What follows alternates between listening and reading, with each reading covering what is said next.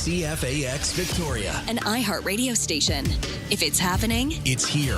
CFAX 1070.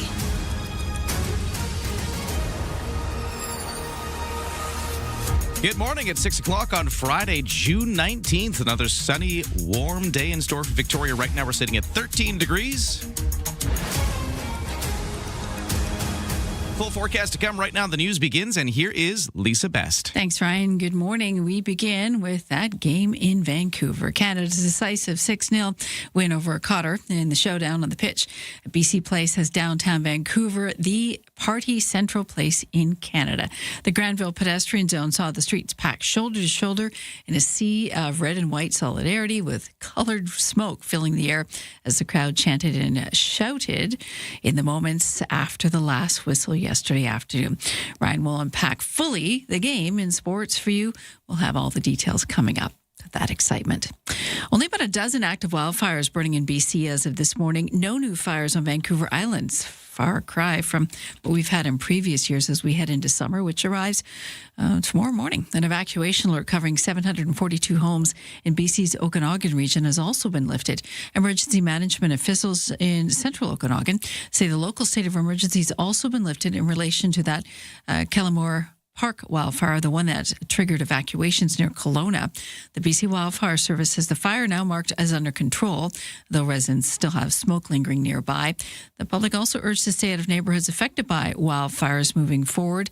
And if you see anything that may resemble a wildfire, do not hesitate to call star 5555. The federal luxury tax on cars, planes, and boats yielded more than $900 million before it was rolled back because of concerns of the effects on manufacturers. An access to information request shows that the tax has been pouring nearly $390 million a year into federal coffers, well over double the Parliamentary Budget Office's forecast. Economist David McDonald says the windfall amounts to a surprise blockbuster hit and shows that authorities underestimated how much wealthy individuals are willing to spend on big-ticket items. Critics say the tax hurts key industries by discouraging purchases. The 2022 tax measure imposed a 10% tax on cars and planes priced over $100,000 and yachts over $250,000. Hannah Stoles, The Canadian Press.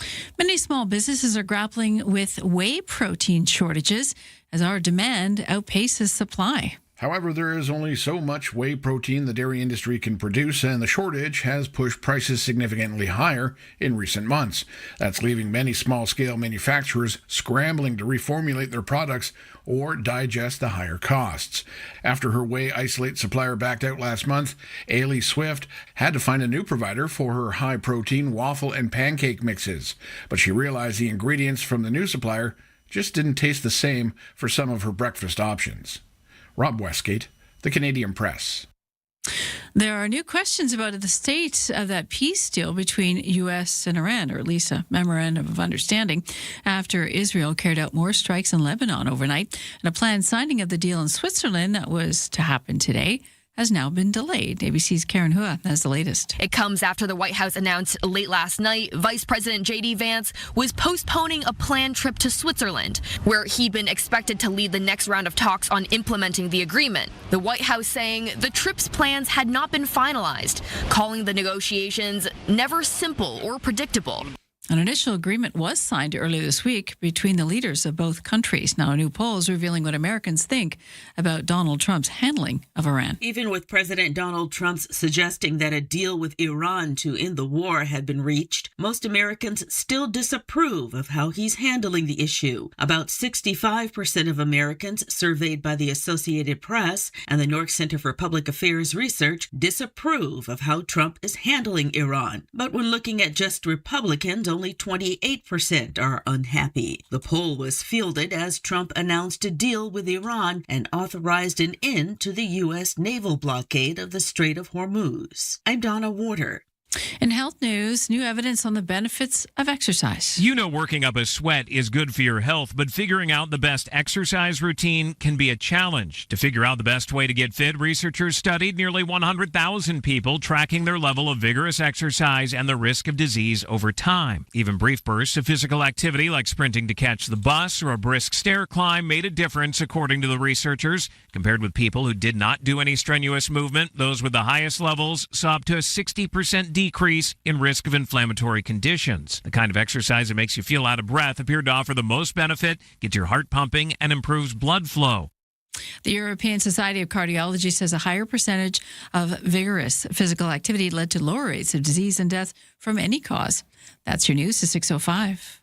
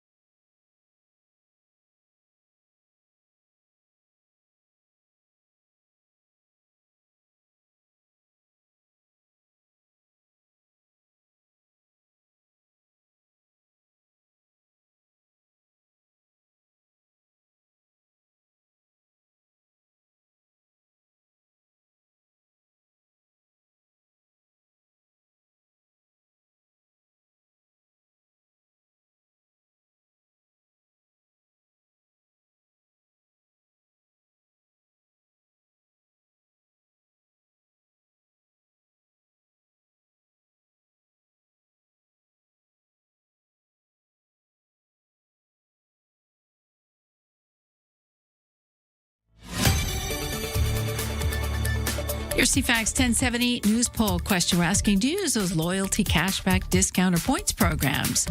30% say yes, quite a few, or many anyway. 65% if say a few. I have a couple cards too. And 5% say nope, don't subscribe. You can vote at CFAX1070.com. Also the iHeartRadio app. And Lisa Best, your news time, 6:06. Thanks, Lisa, and good morning. Thanks for joining us here on this Friday morning. We've hit the Friday. Just this one last day to go before the weekend, and it's looking sunny. Right now we're at 13 degrees and mostly sunny skies. We will be staying kind of there for the next couple of days, too. Full forecast to come. Right now, over to the sports, and we will start with the World Cup report. This is your TSN Radio FIFA World Cup 2026 update. I'm John Rodenberg. History for Canada, which scored its first ever win at the World Cup. Final score, Canada 6, Qatar 0. There's Jonathan David! What a strike from Jonathan David! A hat-trick for Jonathan David as Canada outshot Qatar 32-2 in its biggest ever game. There's going to be 40 million Canadians that claim they were in the stadium today. That's Canada's coach, Jesse Marsh, who also revealed that Canadian midfielder Ishmael Kone will undergo surgery for a broken leg suffered during the match. Canada and Switzerland top Group B after the Swiss beat Bosnia 4-1. Canada and Switzerland will meet Wednesday with first place in the group on the line. Other games from Thursday. Mexico moved to 2-0 and has already clinched Group A with a 1-0 win over South Korea. Czechia and South Africa tied at 1. Today, the U.S. meets Australia. Scotland plays Morocco, and Brazil battles Haiti.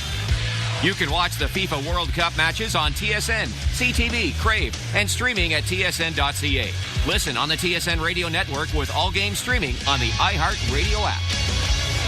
Ooh, looking forward to more soccer action. We'll be talking about it coming up, but real quick, I want to just mention some local stuff that's going on. We've got in lacrosse, Victoria Shamrocks with a 14-2 win over the New Westminster Salmon Bellies last night. The Shamrocks improved to 7-1-0 on the season with that win last night as they opened up a 3-game stretch on the road at the historic Queen's Park Arena. Shamrocks continue their season on the road Sunday against the Maple Ridge Burrards. In baseball, Victoria Harbour Cats defeated the Redmond Dudes for the rubber match of the series yesterday.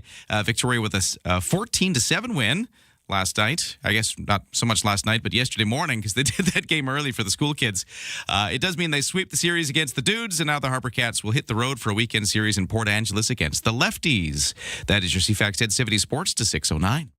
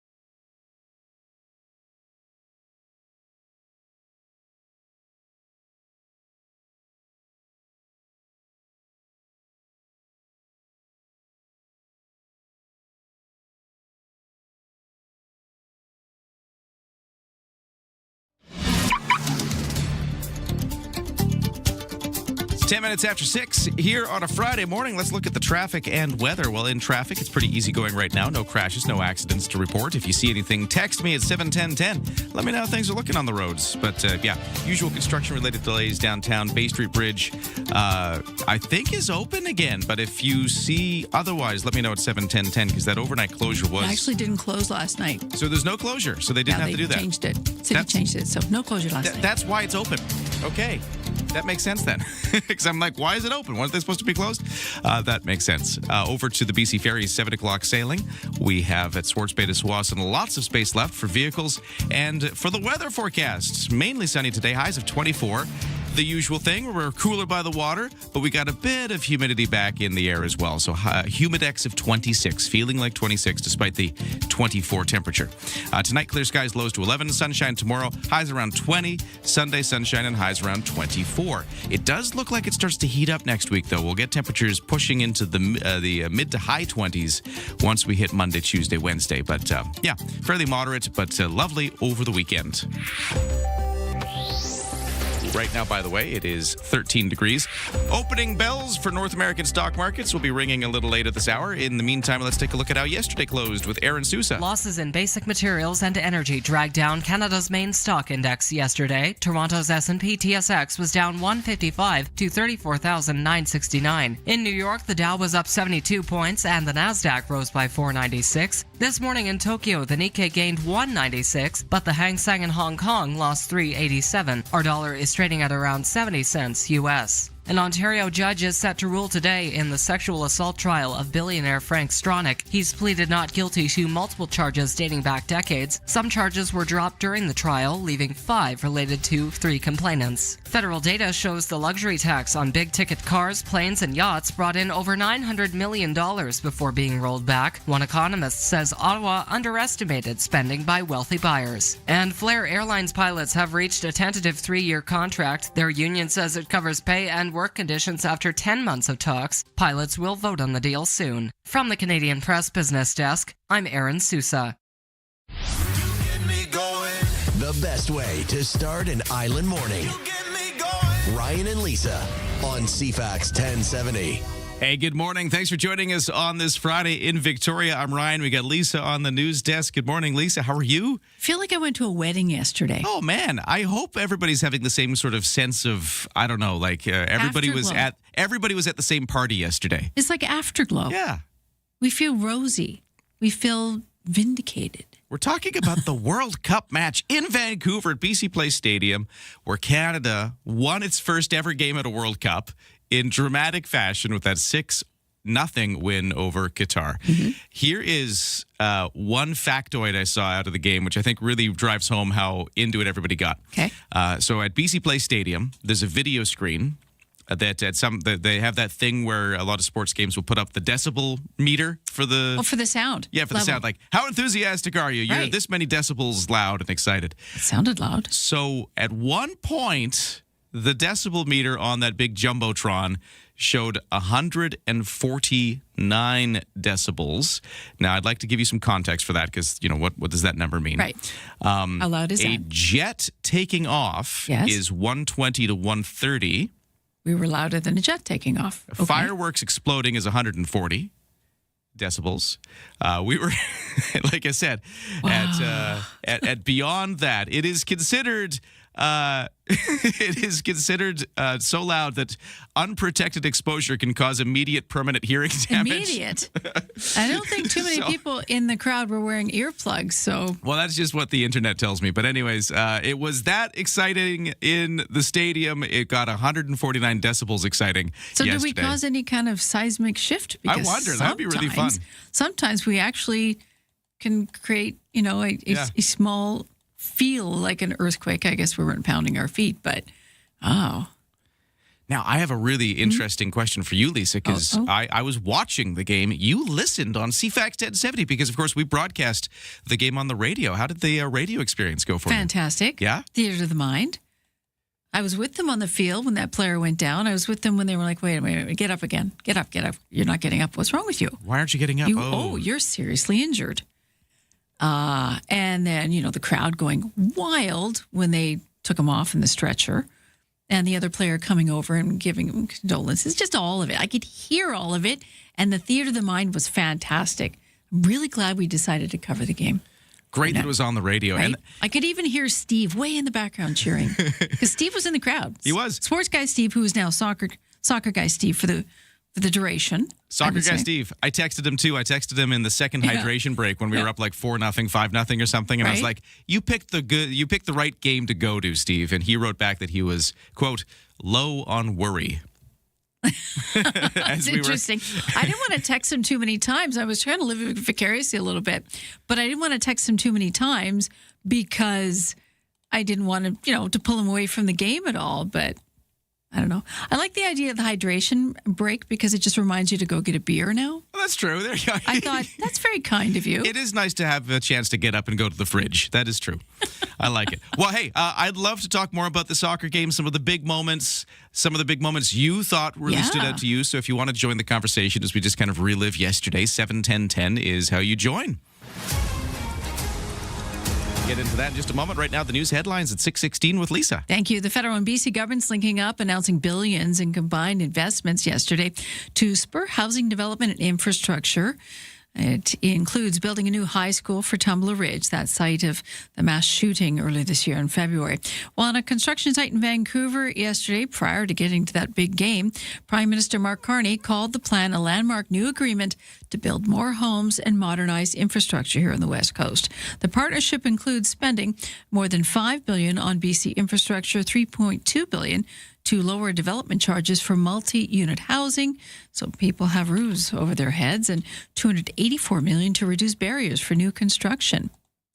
The talks scheduled for today between the U.S. and Iran have now been called off. They were to ink some deals in Geneva, Switzerland. Negotiators from both countries were scheduled to discuss implementing that 14-point agreement that the U.S. president signed in France this week at the G7. The White House now says it looks forward to beginning the talks as soon as possible. No idea what that means yet. The BC SPCA Lock-In for Love could use a little of yours. There had a lot of teams register, but donations could be healthier.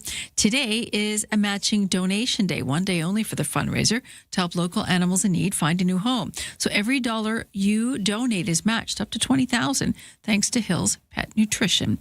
To search or to help out, just search BC SPCA Lock-In for Love. Check them out online and pick the Victoria location so you know it goes to local animals.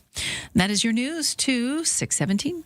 Give us a text at 71010 if you want to talk about your thoughts on Canada's first ever win at a World Cup of Soccer game. And are you into soccer now? Because I got to say, I kind of dabbled, but boy, I thought it on that bandwagon really quick. Lisa is suddenly a soccer fan. I don't know much, but I'm getting there. Yeah.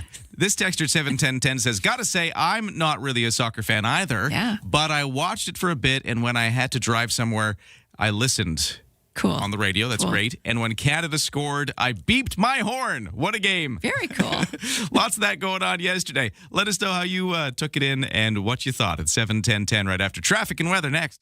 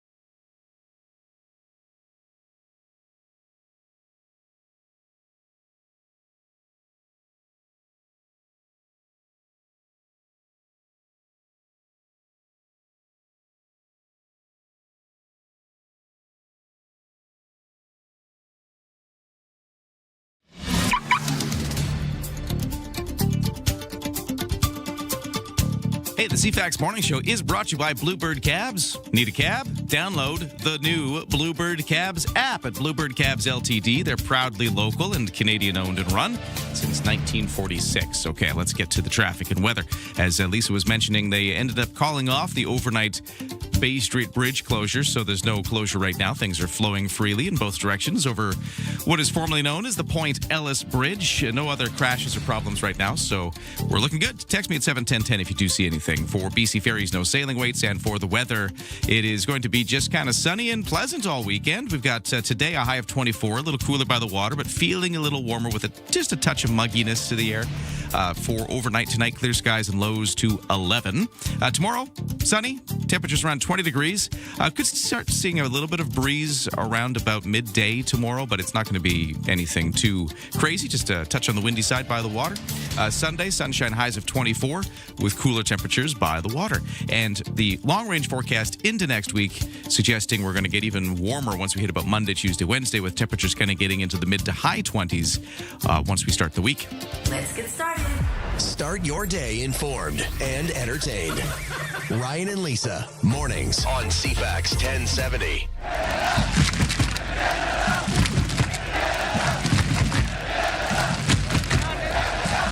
That's the sound just outside of BC Place yesterday.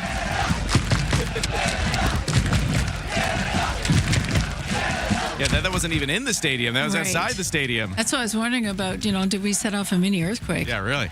That is, wow, just a lot of enthusiasm on display with a 52,000 strong crowd inside BC Place Stadium to watch Canada's first ever win in a World Cup over Qatar. There was, of course, even more people outside at viewing parties and listening parties and all kinds of gatherings. Yeah, just what a day. And BC on display. Everyone in red, too. Yeah, it was neat to see. Which was really interesting to see, not just in the stadium itself, but outside in Granville. It was crazy.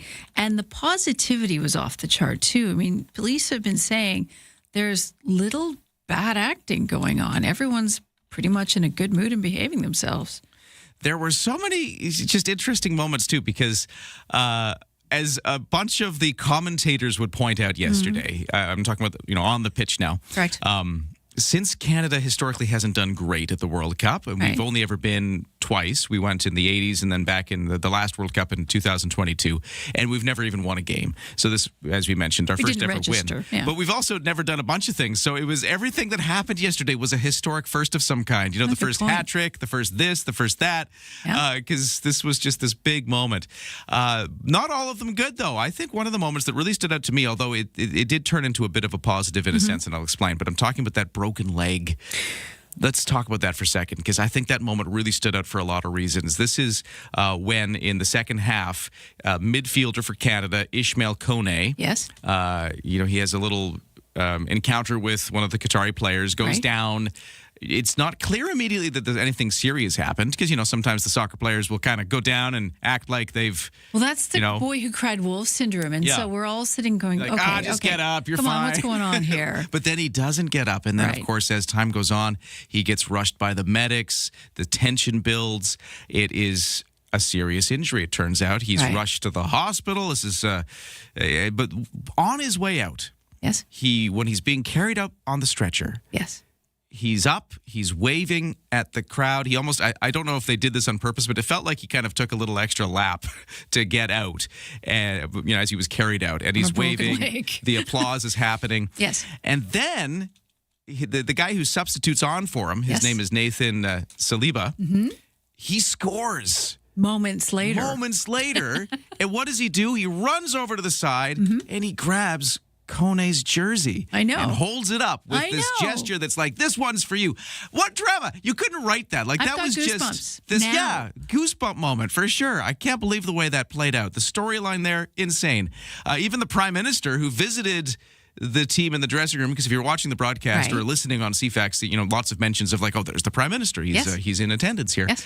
He went to the dressing room afterwards and he saluted that moment. It's in moments like that that you see character, the real team. He applauds the fans coming off. He shakes the hands of the Qataris coming off.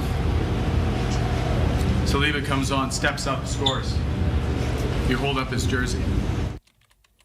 Yeah, that's that moment. One of the moments that stood out to me. Yes. What stood out to you? Text us at 71010 and let us know. We'll be asking sports guy / soccer guy Steve that very question. He's going to join us in the 8 o'clock hour. Tired but happy. He was there. I really want to hear from him what it was like to be in that room. It did feel like a bit of Canadian history got made. And he was debating coming back right away. I wonder if he did. I wonder if he stayed. Oh, well, we'll see. Have to see. I don't know if he's still across the pond or if he's back on the rock. We'll have to find out. But I'm also curious to know how many of us watched that game yesterday or listened to that game yesterday, and how many people will be tuning in on Wednesday. Yeah, based on how they performed. The hype train, here it comes. And just for full context, Yes. although I think a lot of people have caught on to all of this because it was talked about. If you were paying attention to the game yesterday, you heard all this chatter. But what does this mean overall for Canada at the World Cup? Well, Right. we're in the group stage where we've got a group of players we're grouped with. We all play each other, that group, before you move on to the knockout stages. So we've now tied our first game. Okay. This game we won, and we won big with 6-0 the score. Does the score matter? Yes, it does. So, okay, silly question, but... And I'll tell you why it matters. And then we play Switzerland in the third game, because that's the other team in our group. Okay. So that game's going to be next Wednesday. Right. And there was a big talk about that score, because one of the things that happens is if you tie in this group, like say Canada... 1-1 kind of thing? Say we tie Switzerland in this last game. Okay. That means for just points, because you get 3 points for a win and 1 point for a tie, and then, like the guy with the most points, or the team with the most points, wins the group. Right.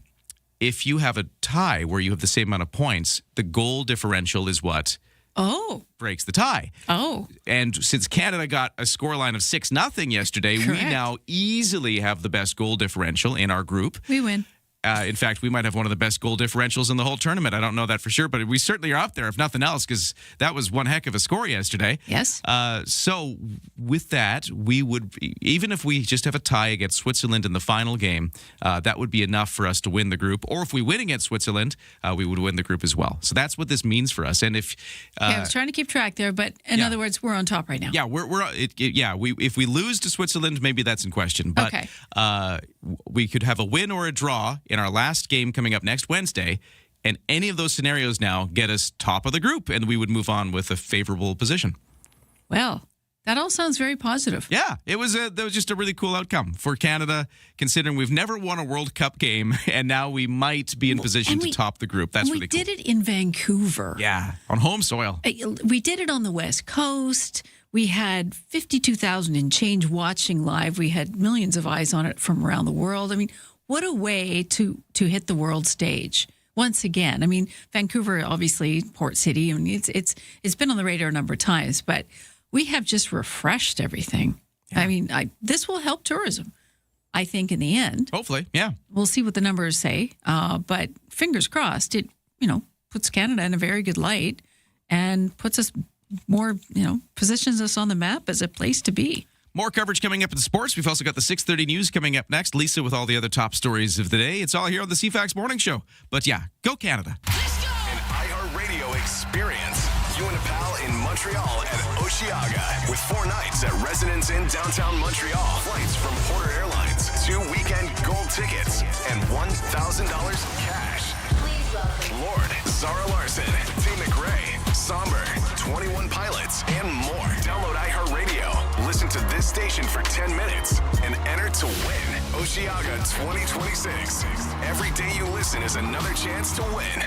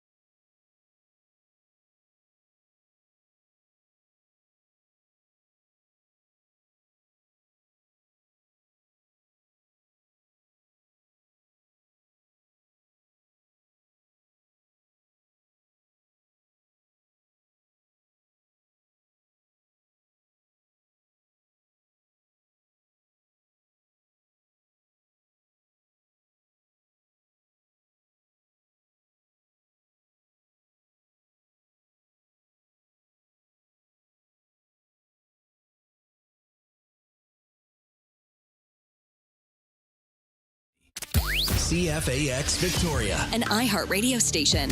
If it's happening, It's here. CFAX 1070. Good morning, 6:31 on this Friday, June 19th. Another sunny, warm day in store for Victoria right now, sitting at 13 degrees.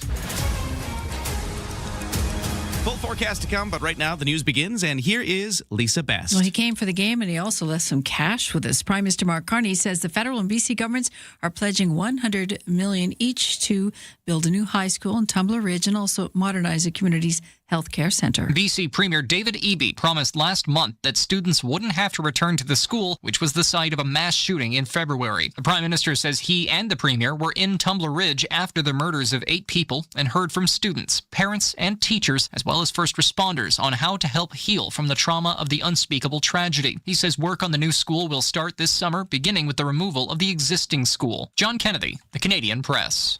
On top of that, the partnership includes spending more than $5 billion on BC infrastructure in total, $3.2 billion to lower development charges for multi-unit housing, to build more homes, and $284 million to reduce barriers for new construction. While on the construction site in Vancouver, the Prime Minister called the plan a landmark new agreement to build homes and modernize infrastructure. And that means without him in Ottawa, the Parliament has risen for the summer. They did it a day early. Canadians will continue to ask, where are the results, while the Prime Minister continues to hide. When the spring sitting began, Carney had a minority government. But thanks to floor crossers and by-elections, the Liberals secured a majority in April. Asked if he's kept track of how many times the Liberals leveraged their standing to shut down debate, the government House Leader. I have not. I have bills to pass, work to do. Rachel Aiello, CTV News, Ottawa. On the prairies, the Canadian Museum of Human Rights in Winnipeg says the exhibit about Palestinian refugees will go ahead as planned, despite criticism of a potentially one-sided story being told. Museum CEO Aisha Khan says the museum is handling the exhibit responsibly, but Jewish groups have raised concerns that it could fuel anti-Semitism. Noah Shack is the chief executive of the Center of Israel and Jewish Affairs. He says the museum hasn't done enough. The lack of transparency from the museum, the lack of engagement to try to mitigate these concerns has led to the inevitable conclusion that this has been grossly mishandled. Khan says the museum has consulted with numerous groups and has committed to telling stories of displaced Jewish communities in the future. There are new questions swirling about the state of that peace deal between the U.S. and Iran, after Israel carried out more strikes in Lebanon overnight, and the planned signing of the deal in Geneva, Switzerland, has been delayed or put on ice.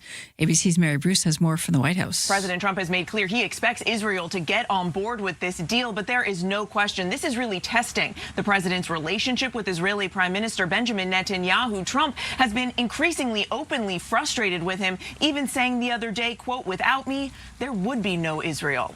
So far, all we know at this point is plans for the next phase of peace negotiations between the U.S. and Iran have been delayed, and the U.S. Vice President J.D. Vance's trip to Switzerland for that signing ceremony was called off last minute.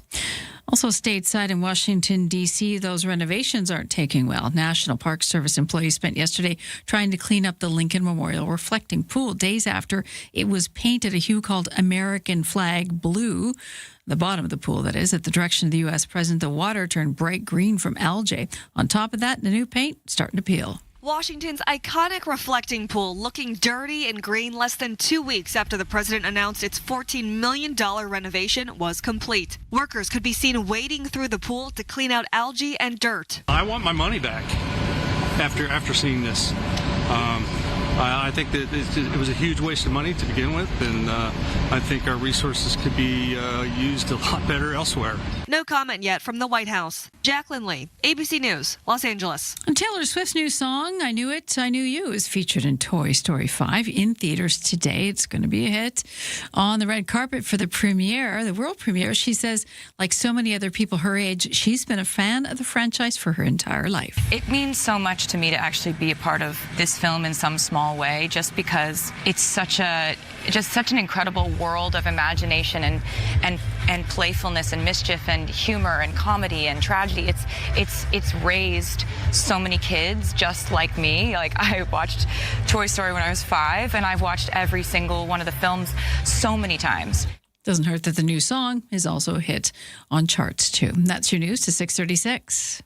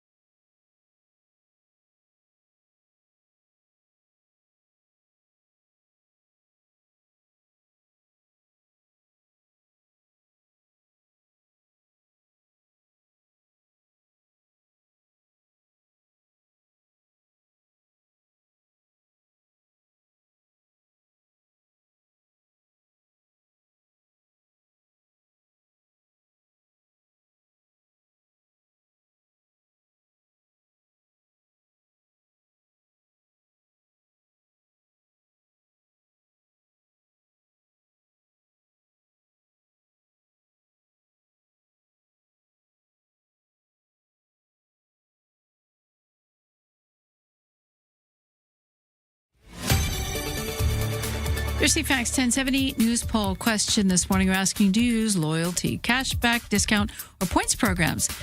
65% say they have a few cards, 30% use a lot, and 5% nope, don't touch them. You can vote at CFAX1070.com or the iHeartRadio app. I'm Lisa Best, your news time 6:37. Thanks, Lisa. We have a sunny day and a sunny weekend ahead of us with fairly nice temperatures. 24 today, 20 tomorrow, and an overnight low of 11. That's the quick look. I'll give you the full forecast in a moment.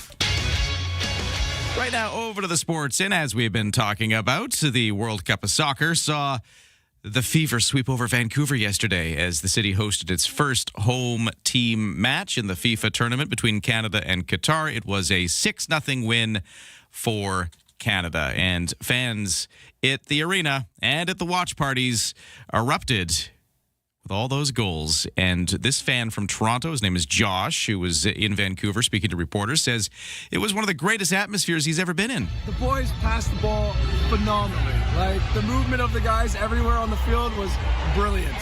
Like, I haven't seen that before with Canada, and it's just so nice to see them move the ball like that and dominate a game.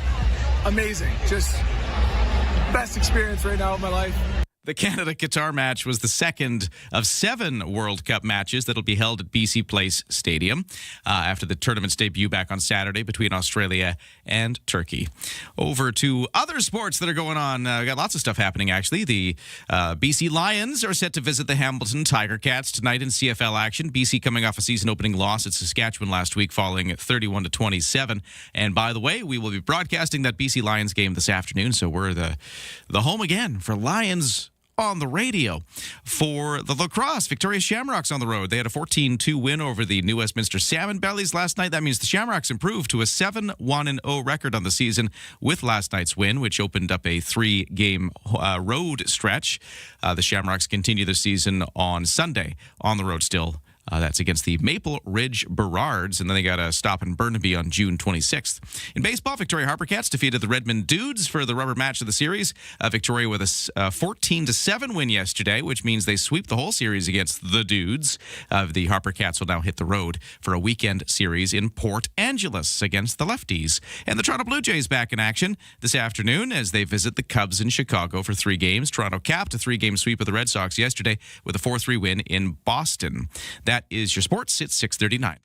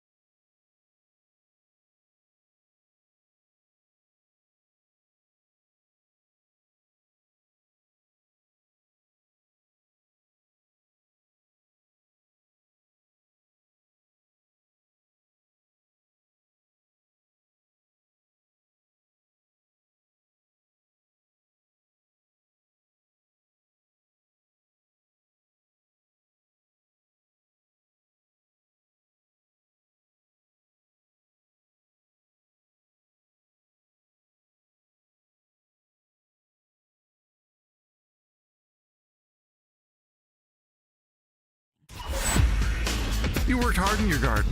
Don't let the deer turn it into a buffet. Protect your backyard with fencing options from Borden Mercantile on Borden Street near Quadra and Mackenzie. CFAX at 70 traffic and weather at 6:41. Nothing on the roads to complain about right now. No crashes. Unless you see something I don't know about, you can text me at 71010. But things are looking pretty smooth right now. No delays yet out of the West Shore into Victoria. You got a smooth, clear highway. If you're taking the Trans-Canada or if you're coming down the Souk Road Island Highway route, not much to speak of there either. For the BC Ferries, no sailing waits for the weather forecast today. It is going to be a sunny day for the most part. There's a few clouds here and there, but mostly sunny. Highs at 24, a little humid still with a humidex of 26, so feeling like 26 in the humidity, and a little cooler if you're by the water. Clear skies tonight, lows to 11, sunshine tomorrow, bit of breeze, highs at 20, so a little bit cooler tomorrow with a clear sky and lows to 11 overnight Saturday into Sunday. Then for Sunday, sunshine and highs up to 24. That's Father's Day. Beautiful day to get out there with Dad, whatever it is you're doing. And then it gets even warmer into next week as I get into the long-range forecast. Monday beyond, looks like we creep up into the high 20s as a temperature, at least for the first few days of next week. What's going on temperature-wise around the region right now? Let's go to the Highlands. We don't talk about the Highlands enough. It's 11 degrees there right now. And for the University of Victoria area around Saanich Bay, 16 degrees there. On North American stock markets, opening bells have just been ringing out, so we don't have any results from the day just yet. So let's take a look at how yesterday closed. In Toronto, S&P TSX was down 155 to 34,969. The Dow in New York up 72 to 51,564. The Nasdaq gained 496 to 26,517. Canadian dollar is at 70.6 cents US, which is still down a little bit from yesterday's close. It's all here. News, weather, traffic, and community events. Ryan and Lisa, mornings on CFAX 1070.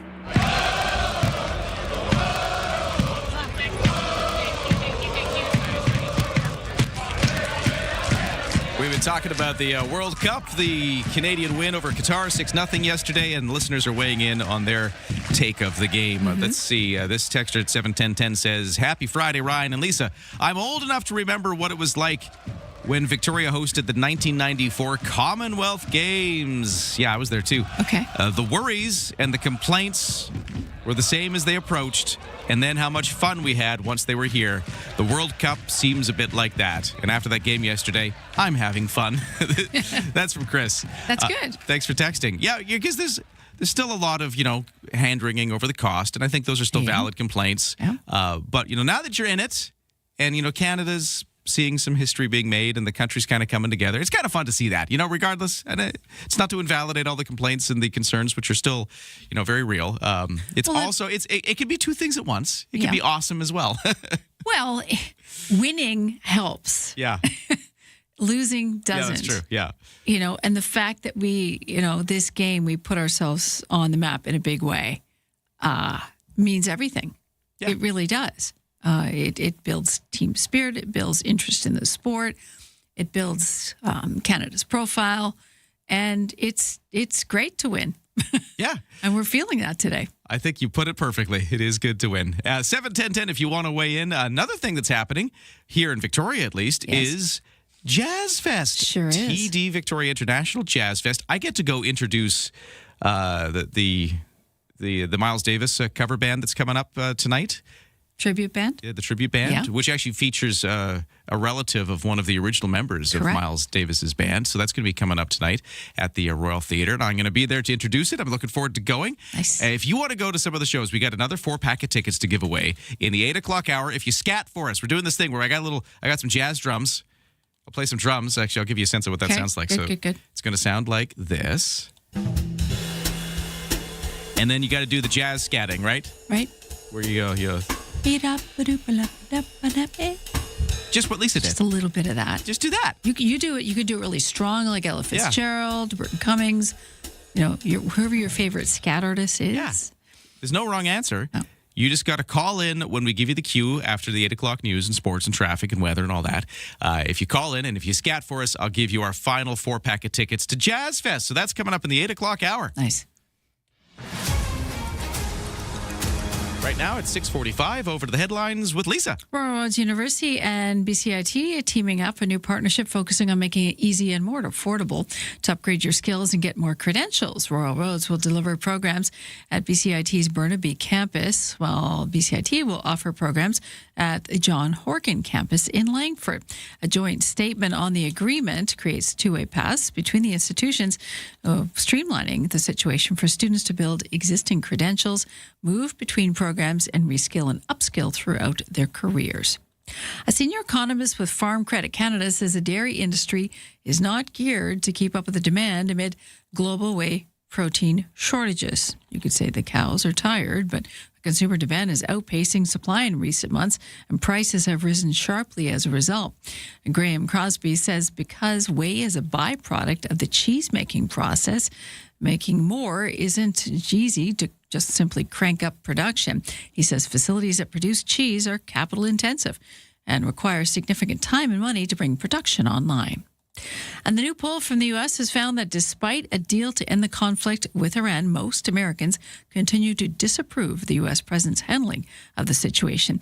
The AP NORC poll on just how unpopular this 3-month-long war has been, even as Donald Trump has flip-flopped between threatening Iran and reopening negotiations with the Islamic Republic. About 2/3 of American adults surveyed, 65%, disapprove with how he handled things in the Middle East. However, his overall presidential rating is holding steady at 37%. Still, that's far from a majority. And that is your news to 647. Texter at 71010 says, soccer emoji. And then I heard that immediately after Canada's win yesterday, many people have suddenly taken Wednesday off. Well, that's it, because yesterday's game was a bit of a matinee at 3. Yeah. So we had some time to recover if you had to go to work on Friday. Yeah. But I know the streets are pretty quiet yesterday afternoon here. Yeah, everybody was at the Hunkered game. down. Next Wednesday, that'll be Canada's next match. That's the one against Switzerland. It's a midday game. And okay. But yeah, I went to the farmer's market in Esquimalt yesterday. And it's quiet. It was. So there's this particular baker I like to go to see, and you usually have to big lineup. It usually takes me a long time to finally fight through the line and get there. Nobody. I walked right up to the baker, and I was like, "Hey, this is the first time that's ever happened." You felt like a rock star. And she's like, "Yeah, it's the game, isn't it?"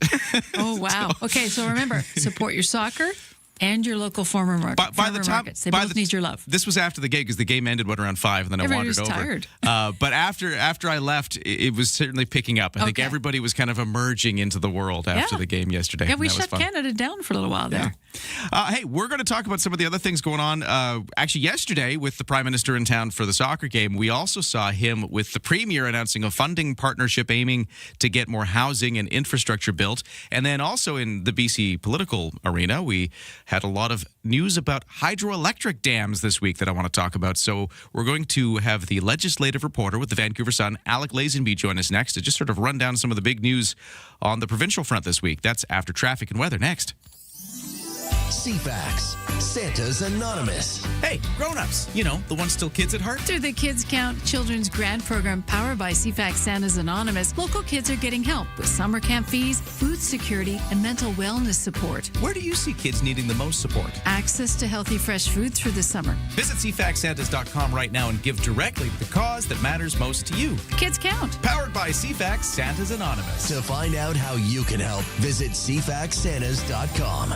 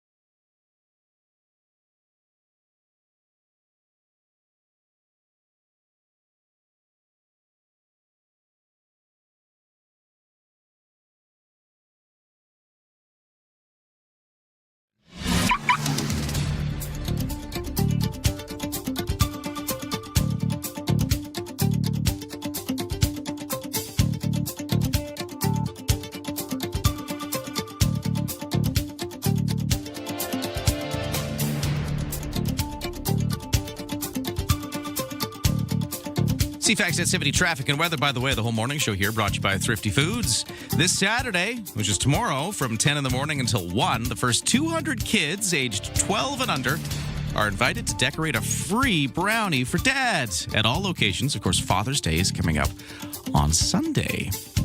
Okay, what's happening on the roads? Not much, actually. It's fairly clear out there. Not a lot of volume off of the West Shore commute coming into the core area of Victoria and beyond. So if you see a problem, let me know. But right now, it's just clear as a bell. There was no overnight closure of the Bay Street Bridge, so we have that moving fully. Even though that was on the schedule, they called it off. So Bay Street Bridge moving in both directions right now. And then the other road work will still be happening in the city of Victoria. We've got the bike lane installation on Cook Street southbound from Hillside to Bay, and then that full closure right around Pandora. That'll still be affecting things on Cook Street as an example of some of the construction projects. You got the gas main stuff on Quadra by Caledonia. All of those things will be playing out again today as well. For the weather forecast, that is going to be great. Sunny today, a few clouds, but mostly sunny. Highs of 24, cooler by the water, but feeling a little humidity. Humidex of 26. That's what it'll feel like. Clear skies tonight, lows down to 11. Then tomorrow, sunshine, highs of 20, cooler by the water. Sunday, sunshine, highs of 24, also cooler by the water. Right now in Victoria, the temperatures, well, depending on where you are a bit different. If you're in View Royal, let's talk about View Royal. It's 15 degrees right now. And in Shawnigan Lake, it is 11 degrees. Don't attempt your morning commute without us. Ryan and Lisa, mornings on CFAX 1070. Well, let's take a look at this real quick. We are trying to get Alec Lazenby from the Vancouver Sun on the phone line, but we haven't quite been able to connect. So I'll just tell you really quickly about one of the stories that we were going to talk about, because I do think it's interesting, and I've been trying to find a way to talk about this all week.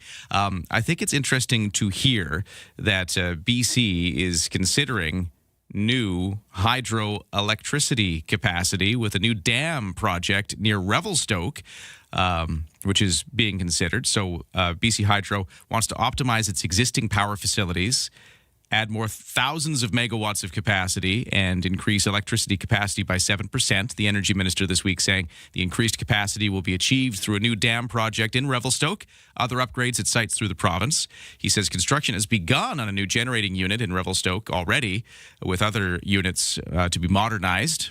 The province says the project is expected to provide around 180 jobs in that region. So that was some news this week as we continue to try to find new sources of power in BC. Another texter at 71010 says, "Hey, Ryan and Lisa, any news on BC being the only province to approve buying hearing aids without a prescription?" I did see this in the news yesterday. I think we have done this. Adults in BC with perceived mild to moderate hearing loss can legally purchase over-the-counter hearing aids without a prescription, without a hearing test or an audiologist visit. Mm-hmm. That's a change, Lisa, that's been made. I think that's a fantastic change. With hearing loss being prevalent, we always have earbuds in our ears, and beyond that, just general noise. But just to be able to fast track it and to be able to try hearing aids without having to go through all the hoops to get the prescription and get diagnosed, I think that's a bit of a game changer for, audiology in the province. Now, there was a note as well along with this that, the BC health officials still recommend get a hearing test still, get an audiologist to just check things out. And those are free. Yeah. To get. Because if you are experiencing hearing loss, maybe there's a reason, maybe there's a medical issue, maybe there's something going on that would be good to get checked out. That's a good point. So they're saying, don't completely ignore the fact that you should get your ears checked, but at least you've got that removing that barrier to buying the hearing aid. You don't have to go through the prescription process anymore in BC. So yeah, texter, that's what I know. I don't know a ton, but that's the sort of top line level information I've got. So if you can go to store, just buy them now. I think that's the bottom line. Certain ones, yeah, that's good because they're expensive. So be prepared for sticker shock the more you go up in quality. Yeah. There you go. That is what's happening for that story. We also are going to be giving away those Jazz Fest tickets, like I mentioned, coming up in the 8 o'clock hour. So that is going to be scat-worthy. Yes, where you scat. You call it scat. So I was just, since we got a moment here, I was going to give you one more example. Okay. This was Patty from earlier this week.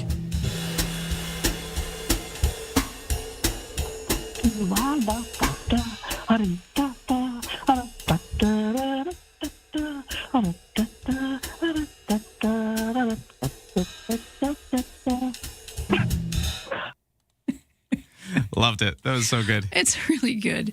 It's really good with what people come up with. And you got to know how to scat. We want to hear your best scat. Scat singing. Doesn't have to be good. It just has to be scat. Well, sometimes bad is good. Exactly. It sounds crazy, but we just want to hear you give your best shot at it. And it's worth it for the tickets because there's going to be a lot of people scatting on stage for the next 10 days. Totally. Exactly. So that is what you'll have to do coming up a little later in the show, just after 8 o'clock, if you want to win the Jazz Fest tickets that we'll be giving away this week. Today, by the way, it's 4 tickets to Isaiah Collier, who plays on June 24th as part of the TD Victoria International Jazz Fest. Nice. Yeah. Okay. So that's all coming up. We'll take a break, though, right now because we got to get caught up on the news. Lisa's got your 7 o'clock report. I've got your sports and weather, including, and more as we talk about the big World Cup win for Canada yesterday, 6-0 over Qatar. We'll continue to cover that. Coming up in the sports, we got a beautiful weather forecast for the whole weekend, including Father's Day that's coming up on Sunday. It's all to come next.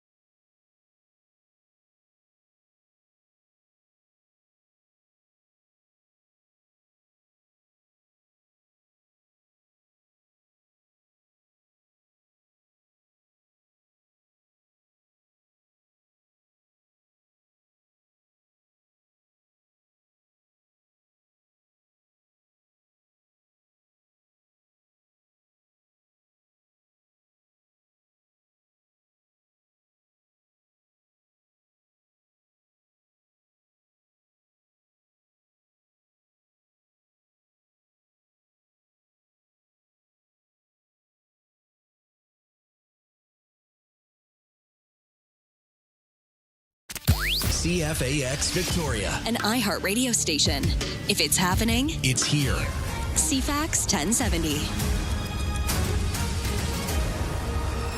Good morning. It is 7 o'clock on Friday, June 19th, a sunny day with a few clouds and a high of 24. Cooler by the water, but feeling warmer in today's humidity. It's 13 right now.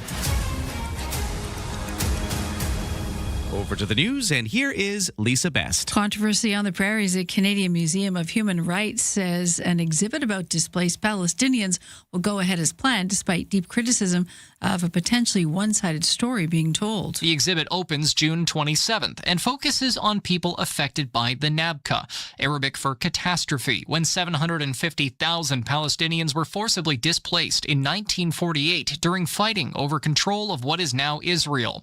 Jewish groups have raised concerns about the exhibit, saying it could fuel anti-Semitism by not providing more historical context. They've also criticized the museum for a lack of consultation and transparency during the exhibit's development. The museum's Aisha Khan says it's important to tell the stories of displaced Palestinian Canadians and that the exhibit is being handled responsibly. She says the exhibit isn't trying to tell the whole history of the time and that the museum has committed to telling stories of displaced Jewish people in the future. John Kennedy, The Canadian Press. Only about a dozen wildfires active in BC this morning. No new fires to note on Vancouver Island, which is strange heading into the month of summer.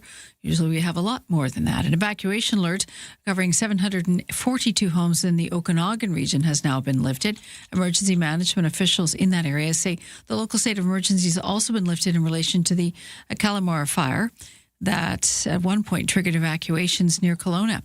The BC Wildfire Service says the fire is now marked as under control, although may be lingering smoke in the region. You're also urged to stay away out of neighborhoods affected by a fire, and that particular regional park remains closed. The federal luxury tax on cars, planes, and boats yielded more than $900 million. This before it was rolled back due to concerns about the effects on manufacturers. An access to information request shows that the tax has been pouring nearly $390 million a year into federal coffers, well over double the Parliamentary Budget Office's forecast. Economist David McDonald says the windfall amounts to a surprise blockbuster hit and shows that authorities underestimated how much wealthy individuals are willing to spend on big-ticket items. Critics say the tax hurts key industries by discouraging purchases. The 2022 tax measure imposed a 10% tax on cars and planes priced over $100,000 and yachts over $250,000. Hannah Stoles, The Canadian Press. Cows are busy, but not busy enough. Many small businesses grappling with a whey protein shortage as we're demanding too much for the supply chain. However, there is only so much whey protein the dairy industry can produce, and the shortage has pushed prices significantly higher in recent months. That's leaving many small-scale manufacturers scrambling to reformulate their products or digest the higher costs. After her whey isolate supplier backed out last month, Ailey Swift had to find a new provider for her high-protein waffle and pancake mixes. But she realized the ingredients from the new supplier just didn't taste the same for some of her breakfast options. Rob Westgate, The Canadian Press. Some fans say they're facing steep losses even before they enter a stadium during this World Cup series. ABC's Jim Ryan has more on some ticket snafus that are keeping some spectators behind the wall. Private reseller StubHub offers what it calls the Fan Protect Guarantee if there's a problem. And it is a guarantee of a sort, says Victor Matheson, a sports economist at the College of Holy Cross. Ticket buyers who run into problems are offered new tickets or refunds. But considering the scarcity of World Cup seats, these fans aren't out money, but they're certainly not in a ticket. And missing what for many may be a once-in-a-lifetime chance to see World Cup soccer in person. Jim Ryan, ABC News. AI in focus again, singer Boy George among a growing number of artists who say they're embracing artificial intelligence to re-record their music to own the rights to their old songs. ABC's Stephanie Ramos spoke with the 80s music star. How do you feel about this new version of Karma Chameleon, this AI version? I love it. It has all the experience of everything that I've lived through, but with the sort of tone, and the nuance of my voice at 22. And so far, the reaction is that the new version is warmer, because I had to go back in the studio and sing it almost like I was imitating myself. Definitely sounds a lot different than the Boy George that we knew in the 80s. And that is your news to 7:05.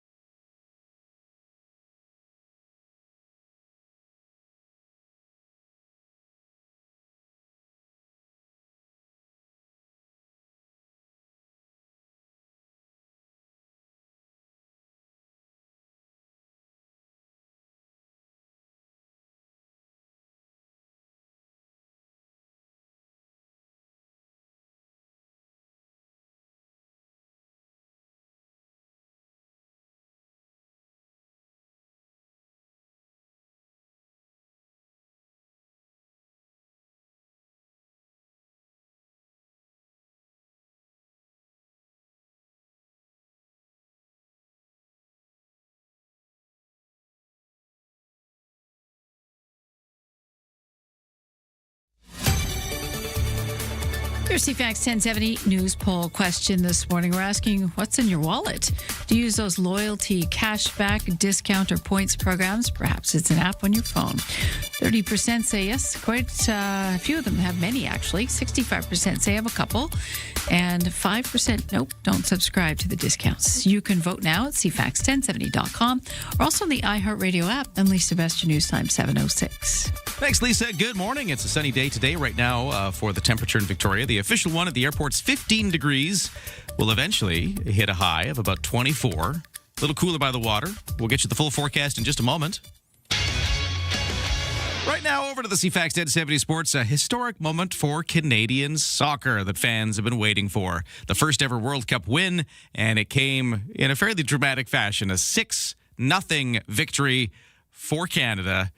And this is striker Kyle Larin, who scored one of the goals yesterday, a couple of them, in fact, with how it all felt. I guess we just showed the world who Canada is and showed many Canadians they can do what we did. A lot of the players came from nowhere to basically, and we showed we can make this level and play on the world stage. We're just getting started. Outside BC Place Stadium, CTV reporter Andrew Johnson was taking a look at the fan reaction. Jonathan David, Canada's all-time leading scorer, breaking out of a slump in the most incredible way with a hat trick to send these fans home dancing. I'm fired up. It was incredible. It was the best thing I've ever seen. It's unbelievable. Like, the atmosphere, the crowd. I never thought I would see the World Cup being played in Canada. And now they're through to the next round. It's a statement win. It's just unbelievable. It's incredible. I was in the Toronto match. Here I am today. I never thought I'd see it. I'm blown away. Now, the result yesterday puts Canada in a great chance of maybe winning their group in this group stage of the World Cup. So Canada only needs a tie. A win would do it, but also a tie against Switzerland in the final game next Wednesday would be enough for Canada to win the group. So we'll see what happens there. Okay, quick look at some other sports, though, because there's lots going on. BC Lions are set to visit the Hamilton Tiger Cats tonight in CFL action, and we will be carrying the game on CFAX 1070. That's this afternoon. And then for lacrosse, Victoria Shamrocks on the road. They had a 14-2 win over the New Westminster Salmon Bellies last night. Shamrocks improved to 7-1-0 on the season with that. In baseball, Victoria Harbour Cats defeating the Redmond Dudes for the rubber match yesterday of the series, and Victoria comes out with the 14-7 win, which means they sweep the series, and the Harbour Cats now hit the road for a weekend series in Port Angeles against the Lefties. Toronto Blue Jays are back in action this afternoon as they visit the Cubs in Chicago for a 3-game series. Toronto capped off a 3-game sweep of the Red Sox yesterday with a 4-3 win in Boston. Kevin Gausman is scheduled to start for the Jays tonight, while the Cubs are sending Ben Brown to the mound, and that is your sports to 7:09.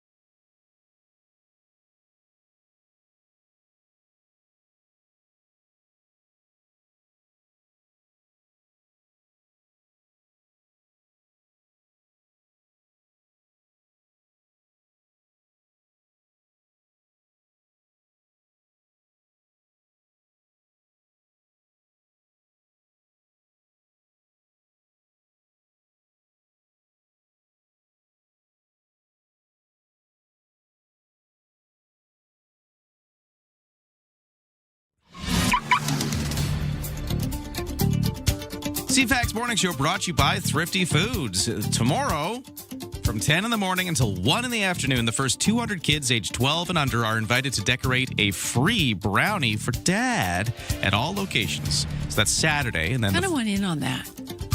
Well, no. If you...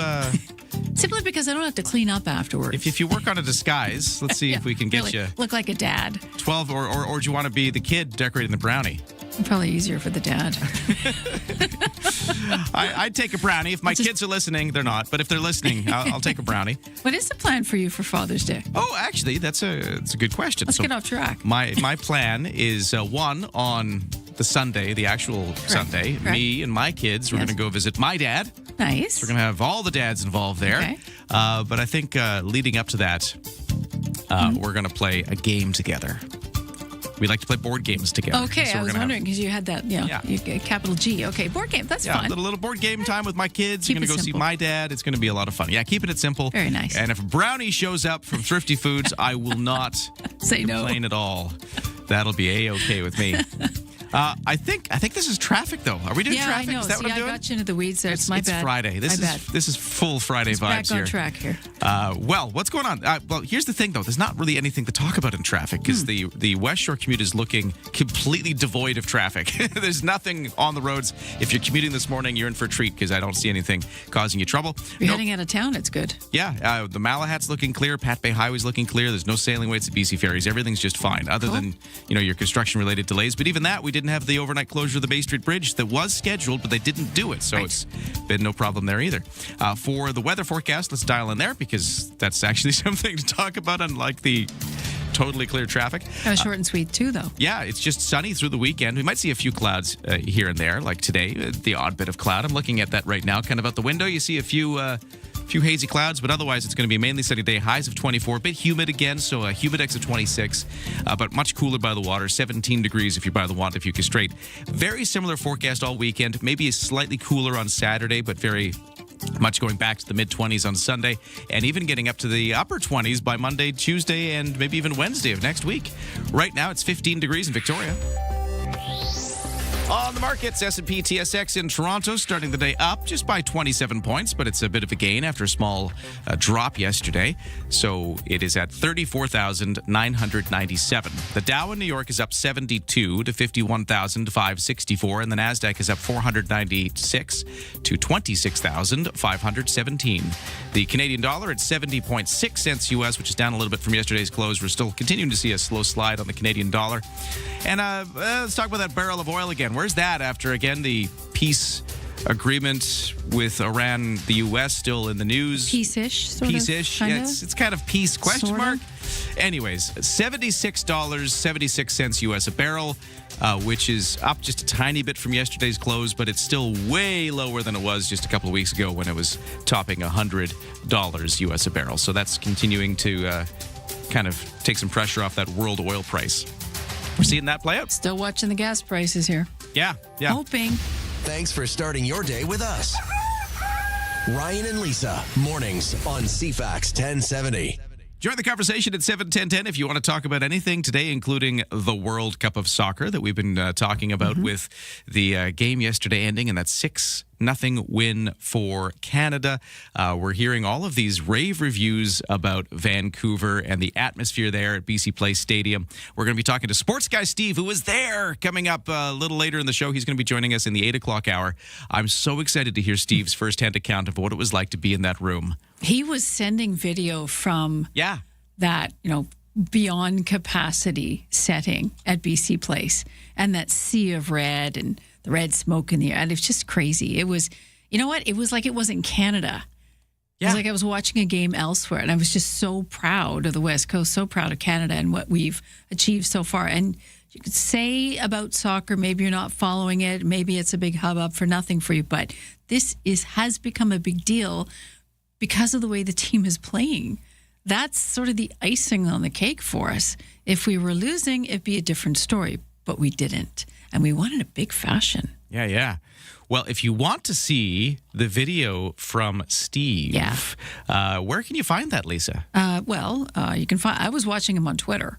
Myself. If you follow CFAX 1070 on Twitter? Correct. Yeah. That's one place to go check it out. If you want to see some of Steve's video from the crowd, and he's going to tell us all about it coming up just after the 8 o'clock Jazz Fest ticket giveaway, in fact. Right. Where you'll call in for the final 4-pack of tickets. You got to scat for us to do it. We're going to make you perform, but if you do it, you get a 4-pack of tickets today to Isaiah Collier, who's playing on June 24th as part of TD Victoria International Jazz Fest. It's very cool. So much to come on the show. First, though, here is the headlines, or here are the headlines. That's the one. Here are the headlines. That's the grammar with Lisa. What's going on in the news? Grammar's so funny that way, isn't it? And the 42nd Annual Jazz Festival underway today. Concerts at a variety of venues. Bullen Park, of course, a big hot spot over here in Esquimalt. If you're looking for some free shows, there's also Beacon Hill Park for you. Tomorrow and Sunday from 1:30 to 3:30, a number of artists will be taken to the stage at that really sweet Cameron Band Shell. And you can bring up a lawn chair, bring a drink, and enjoy the jazz. If you're taking Dad fishing, the Victoria Fish and Game Protection Association is stocked upon with 200 trout for a free family fishing day on Sunday. That's at 700 Holker Place, so you have to make the trip up the Malahat for that. 1 to 4 Sunday, there's Wingstock, a fundraiser for the Victoria Firefighters Association. That's at the Roundhouse at Bayview Place. Tickets $92 with fees, but they will feed you well. The Island Radio-operated car club has something for Dad. Their scheduled race goes Sunday.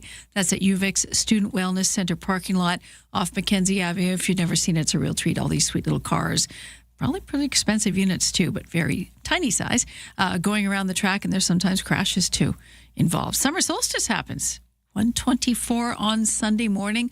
We officially switch into the new season. The moment marks the official astronomical start of summer in the northern hemisphere, and it is the longest day for daylight that we're going to have. After that, the days slowly start to get, daylight hours start to get shorter. The talks continue between the U.S. and Iran, but apparently so far called off. Negotiators from both countries were scheduled to meet in Geneva today discussing implementing that 14-point agreement with the U.S. president, signed in France earlier this week at the G7. There's much hub about it then, but now things have sort of petered off. The White House says it looks forward to beginning talks again as soon as possible. No word on what that means for the Strait of Hormuz. And the BC SPCA Locks in for Love could use a little of yours. They have a lot of teams registered, but no donations could be a bit healthier. Today is Matching Donation Day, thanks to a $20,000 donation from Hills Pet Nutrition. It's a fundraiser to help local animals find new homes. You can go to BC SPCA Lock in for Love and pick the Victoria location so you're helping local animals in need. And that is your news to 717. Thank you, Lisa. Texter at 71010 says, can you shed some more light about Ishmael Kone's injury in Canada's World Cup win over Qatar? That looked like a really serious leg injury, says the texter. Yeah, that was one of the moments of drama yesterday, and it was a bit of a shock to see when he went down. He had a little, collision or, a little scuffle with one of the Qatari players, and he goes down. And at first, I don't know if anybody really realized how serious it was, because sometimes the soccer players they go down and they do their thing, looking to see if they can get a penalty, and then they get up and move on. But he just wasn't getting up, and then it turns out he did break his leg, like a shattered leg. Ouch. They didn't replay it, and I think they did that on purpose because it was kind of gruesome looking. And I'll admit, I did see some of the images after the fact that you could go online and find them, and you see his leg just bent in a way it shouldn't be bent. It was really horrific looking. But I'll tell you, Texter, what happened next is he did get stabilized. He got put onto a stretcher. He got carried out. While he was being carried out, he was sitting up and he was waving at the fans. He was taken to they said a local hospital. So I don't know which one, but somewhere in Vancouver. Where he was able to have surgery. So he did have to have a surgery on his leg. It was that serious. Obviously, he's going to be out for the rest of this World Cup. But that was the situation with Ishmael Kone. And a heartbreaking loss, too, for him, too, because obviously he wants to be with the team and continue on, but not with that kind of injury. Yeah. But then the moment that followed that, while that was, really sad for him, sad for the team to lose him, lose Kone, the thing that happened next was amazing. The substitute who came on for him to replace him on the field for Canada was Nathan Saliba. Now, moments later, Saliba scores, runs over to the side of the field, grabs a jersey with Kone's name on it and holds it up with that sort of gesture of this one was for you. Yeah. What a moment that was. So I hope that answers your question, Texter. That's just what we know. He did have surgery on his leg. He's out, but a real dramatic moment yesterday. Yeah. Okay. Hey, I've been talking about how Sunday is Father's Day. Yes. But it's also National Indigenous Peoples Day, and celebrations are beginning already today at the Royal Roads Colwood campus, starting at 10 o'clock this morning. We're going to find out more about what's going on next.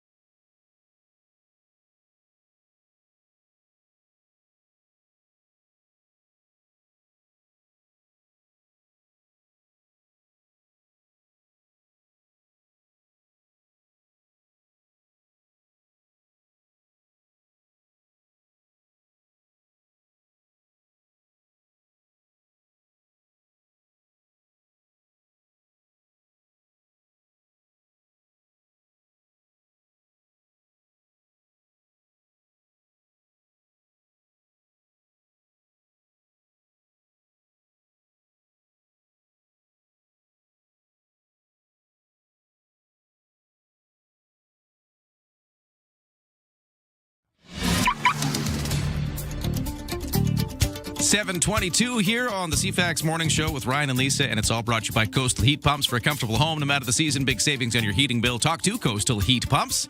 They're designed for comfort. The South Island's Elite Plus Fujitsu Air Stage dealer. All right, on the roads, it's clear, no problems. No crashes, no accidents. We do have the ongoing road work at several spots along Cook Street, southbound Hillside to Bay, closed again for the installation of those bike lanes. They're pouring the concrete. And then there's that closure around about Pandora, causing a few delays. Although I think traffic is moving right now. I think that's coming a little later.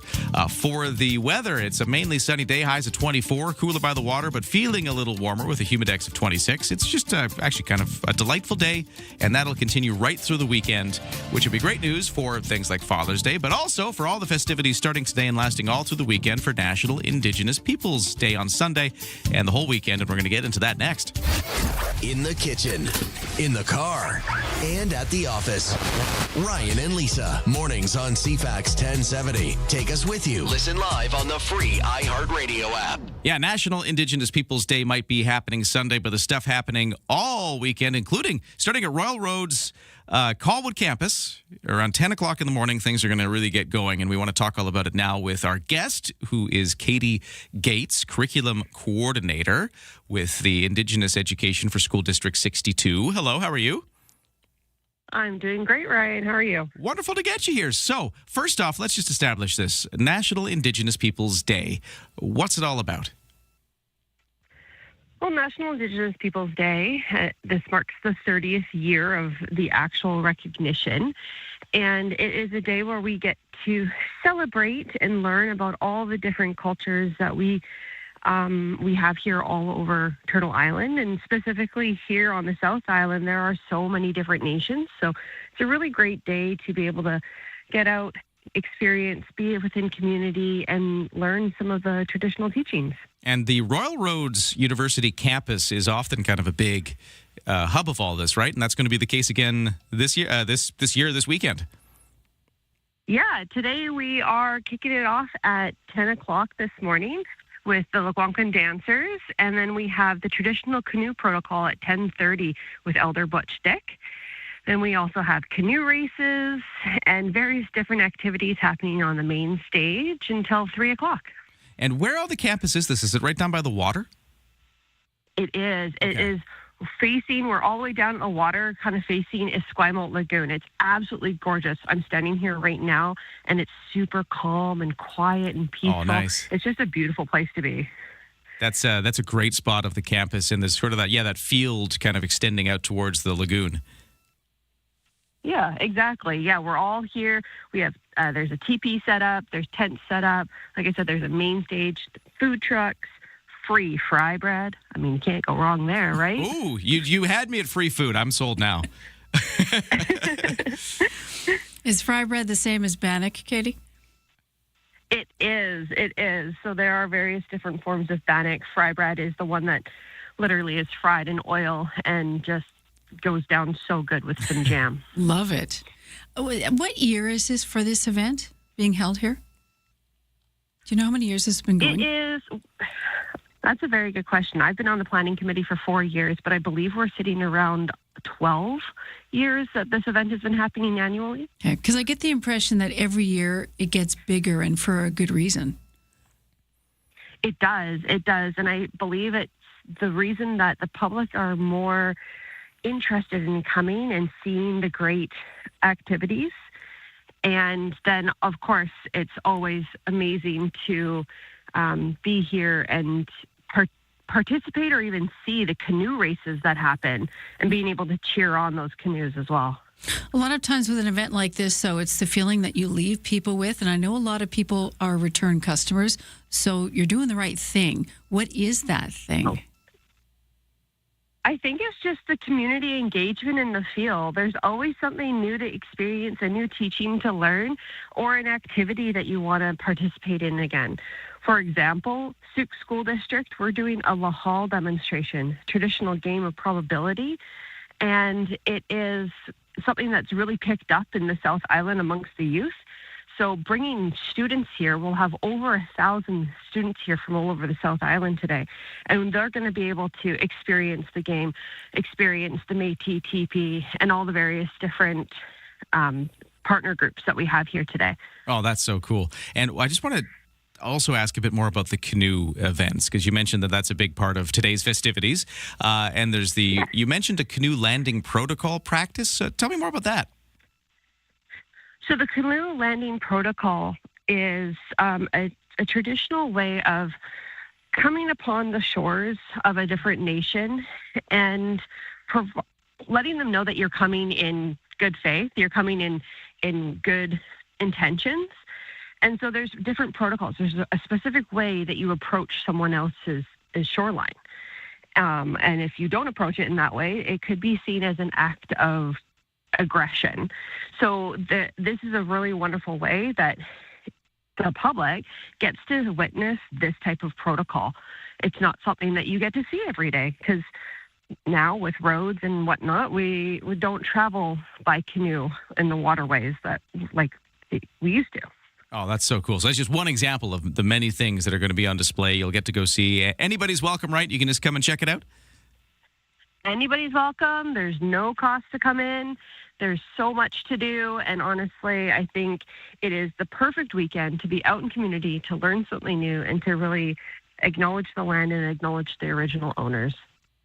National Indigenous Peoples Day is coming up this weekend, but the celebrations are going on today from 10 until 3 at the Royal Roads University campus, right down by the water, by the lagoon, as we've been talking about. You can come down and check it out. And we're talking right now to Katie Gates, who's curriculum coordinator with Indigenous Education for School District 62. Thank you so much for telling us all about it, and good luck with the events today.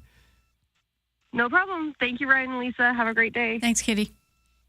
All right, we're going to take a break as the 7:30 news is coming up next. CFAX 1070 is proud to support the 42nd TD Victoria International Jazz Fest. 10 hot days and nights of the coolest music in town. The longest-running party on Vancouver Island brings you jazz, blues, funk, world, and more. Featuring free-to-attend outdoor performances, ticketed and cover charge shows, and free-to-attend workshops on stages across downtown Victoria and Esquimalt. The 42nd TD Victoria International Jazz Fest, on now through the 28th. Tickets on sale now. Details at CFAX1070.com and on the iHeart Radio app.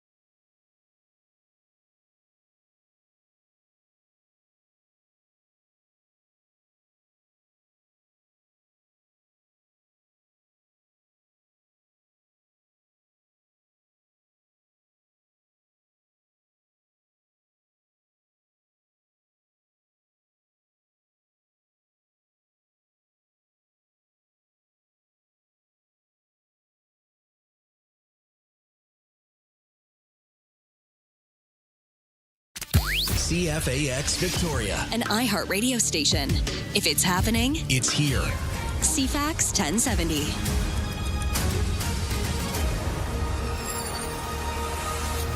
Good morning, 7:31 on Friday, June 19th. A sunny, warm day today, and in fact, that's going to carry on right through the weekend. The temperature in Victoria is 15 degrees. Let's talk about the news. Here it is, the 7:30 report with Lisa Best. Well, leading with sports, Canada's decisive 6-0 win over Cotter in their showdown on the pitch at BC Place yesterday had downtown Vancouver filled with jubilant fans after the game. The Granville pedestrian zone saw the street packed shoulder to shoulder in a sea of red and white with colored smoke filling the air as the crowd chanted, stomped their feet, and shouted in the moments after the last whistle. Ryan is unpacking the game fully in Sports View.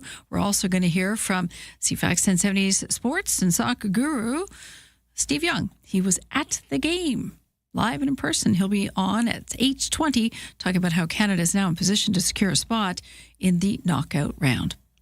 In Ottawa, MPs have risen for the summer. They're a day early. Canadians will continue to ask, where are the results, while the Prime Minister continues to hide. When the spring sitting began, Carney had a minority government. But thanks to floor crossers and by-elections, the Liberals secured a majority in April. Asked if he's kept track of how many times the Liberals leveraged their standing to shut down debate, the government House Leader. I have not. I have bills to pass, work to do. Rachel Aiello, CTV News, Ottawa. There are new questions swirling about the state or lack of the U.S.-Iran peace deal after Israel carried out more strikes in Lebanon overnight, and that planned signing, inking the deal in Switzerland, has now been delayed. ABC's Karen Hua has the latest. It comes after the White House announced late last night Vice President J.D. Vance was postponing a planned trip to Switzerland, where he'd been expected to lead the next round of talks on implementing the agreement. The White House saying the trip's plans had not been finalized, calling the negotiations never simple or predictable. An initial agreement was signed earlier this week by the leaders of both countries. New problems for that reflecting pool in Washington, a nearly $15 million innovation touted by the U.S. president. When Donald Trump first pushed for this project, he said it would cost $1.5 million and be done in about 2 weeks. Instead, it's cost nearly $15 million for the American taxpayers so far, and it's taken over 3 months.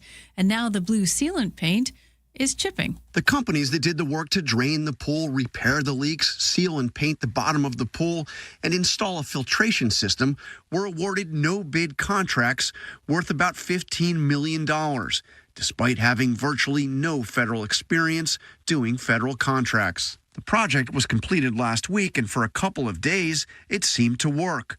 But the water quickly started turning green. We'll keep you posted on what color it goes next. And new evidence on the benefits of even short bursts of exercise. You know, working up a sweat is good for your health, but figuring out the best exercise routine can be a challenge. To figure out the best way to get fit, researchers studied nearly 100,000 people, tracking their level of vigorous exercise and the risk of disease over time. Even brief bursts of physical activity like sprinting to catch the bus or a brisk stair climb made a difference, according to the researchers. Compared with people who did not do any strenuous movement, those with the highest levels saw up to a 60% decrease in risk of inflammatory conditions. The kind of exercise that makes you feel out of breath appeared to offer the most benefit, gets your heart pumping, and improves blood flow. The European Society of Cardiology say a higher percentage of vigorous physical activity led to lower rates of disease and death from any cause. That's your news to 7:35.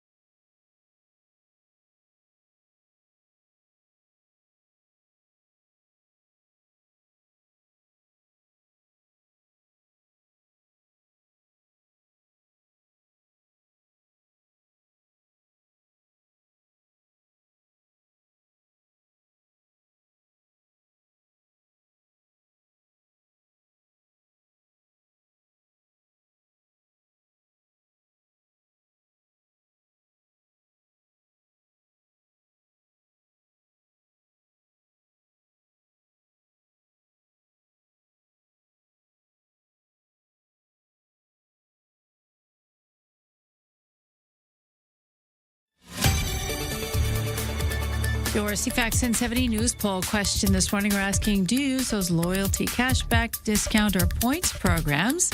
Maybe in your wallet, you got the app. 30% say they have many, 65% have a few, and 5% say nope, don't subscribe. You can vote at CFAX1070.com or on the iHeartRadio app. I'm Lisa Best, your news time, 7:36. Thank you, Lisa. Right now we're looking at 15 degrees in Victoria. At least that's the official temperature at the airport. At the Cordova Bay area of Victoria, it's a bit warmer than that already, about 17 degrees. Yeah, so we're heading towards a nice warm day, sunshine, and a bit of humidity as well, making it feel a bit warmer. We'll get you the full forecast in just a moment. Right now, over to the sports. Real quick run through some of the local stuff going on, because in lacrosse, the Victoria Shamrocks had a 14-2 win over the New Westminster Salmon Bellies. The Shamrocks improved to 7-1-0 on the season with that win on the road last night. It opened up a 3-game stretch on the road. So last night at the historic Queen's Park Arena in New Westminster, and then on Sunday, they're going to be playing the Maple Ridge Burrards. And then on June 26th, a final stop in Burnaby before they come home after that. In baseball, Victoria Harbour Cats are hitting the road now after yesterday defeating the Redmond Dudes at home for the rubber match of a series. It was a 14-7 win for Victoria, and they sweep the Dudes with that result. And now they hit the road. They're heading to Port Angeles for the weekend. Toronto Blue Jays back in action this afternoon as well. They visit the Chicago Cubs for a 3-game series that starts today. Toronto capped a 3-game sweep of the Red Sox yesterday with a 4-3 win in Boston. BC Lions set to visit the Hamilton Tiger Cats tonight in CFL action. BC coming off a season-opening loss at Saskatchewan last week. They fell 31-27. Let's see if they can turn around tonight, and that game is going to be right here on the radio. CFAX 1070, your home for the BC Lions on the radio, including today's game. Now over to the World Cup of Soccer, where Canada earned its first ever win in a men's FIFA World Cup with a lot of style and a lot of points, too. Canada thumped Qatar 6-0. Powered by Jonathan David's hat-trick at BC Place Stadium right here in BC. Kyle Larin, Nathan Saliba, Jacob Schaffelberg also scoring for the Canadians, who sit atop Group B now alongside Switzerland. However, Canada did lose midfielder Ishmael Kone to a broken leg in the match. The Saliba goal that I mentioned, though, came right after he was subbed in to replace the injured Kone. Mark Carney, the Prime Minister, visited the team in the dressing room after the fact and talked a bit about that moment and the character that Team Canada showed. It's in moments like that that you see character, a real team. He applauds the fans coming off. He shakes the hands of the Qataris coming off. Saliba comes on, steps up, scores. You hold up his jersey. Canada set to play its final group stage match against Switzerland on Wednesday. So that's coming up at the World Cup, and that is your sports to 7:39.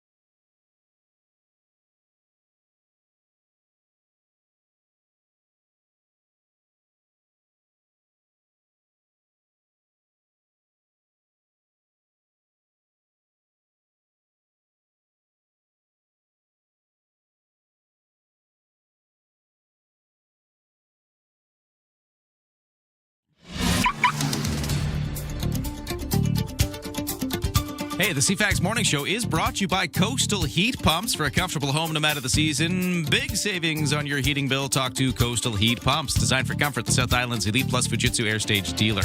It continues to be a fairly easy day on the roads with no crashes or accidents. Very little volume out of the West Shore in towards downtown Victoria. Happens often on a Friday. I don't know if it's flex days or whatever it is, but we've got very little of anything on the local major routes. If you see otherwise, text me at 71010. No sailing waits at BC Ferries. And for the weather forecast, mainly sunny today, highs of 24, feeling a little more humid though.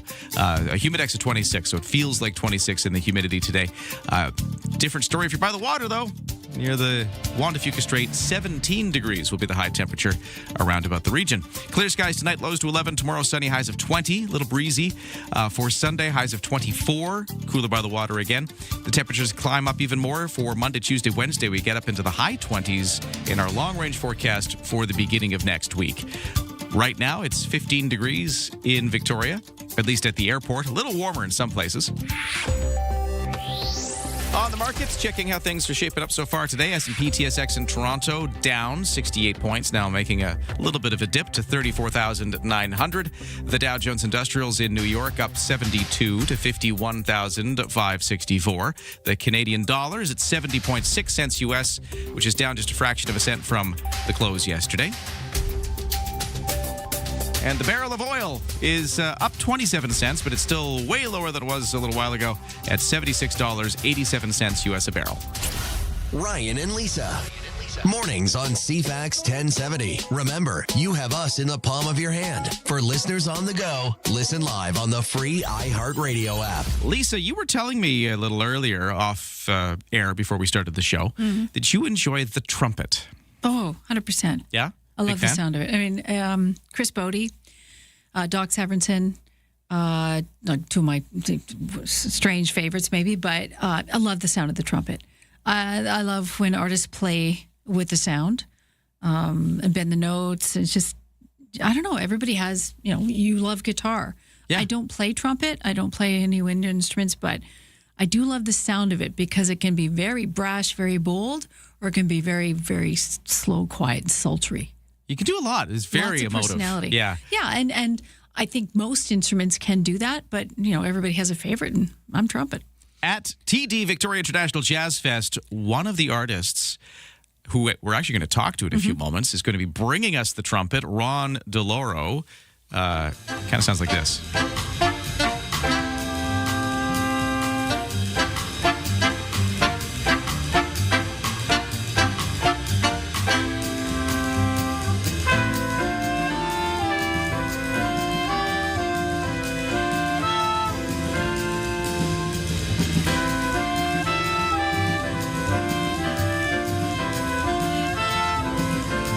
Bunch of horns there because he's got the saxophones with him too, but and a familiar sound too in tribute to Miles Davis. Yeah, doing a little Miles Davis there. Ron DeLoro Sextet doing Kinda Blue. That is one of the acts coming to Jazz Fest. This is going to be, I believe, both Saturday and Sunday night. They're doing 2 nights at Encore Victoria, and we're going to talk to the band coming up in just a few moments, Lisa. Cool.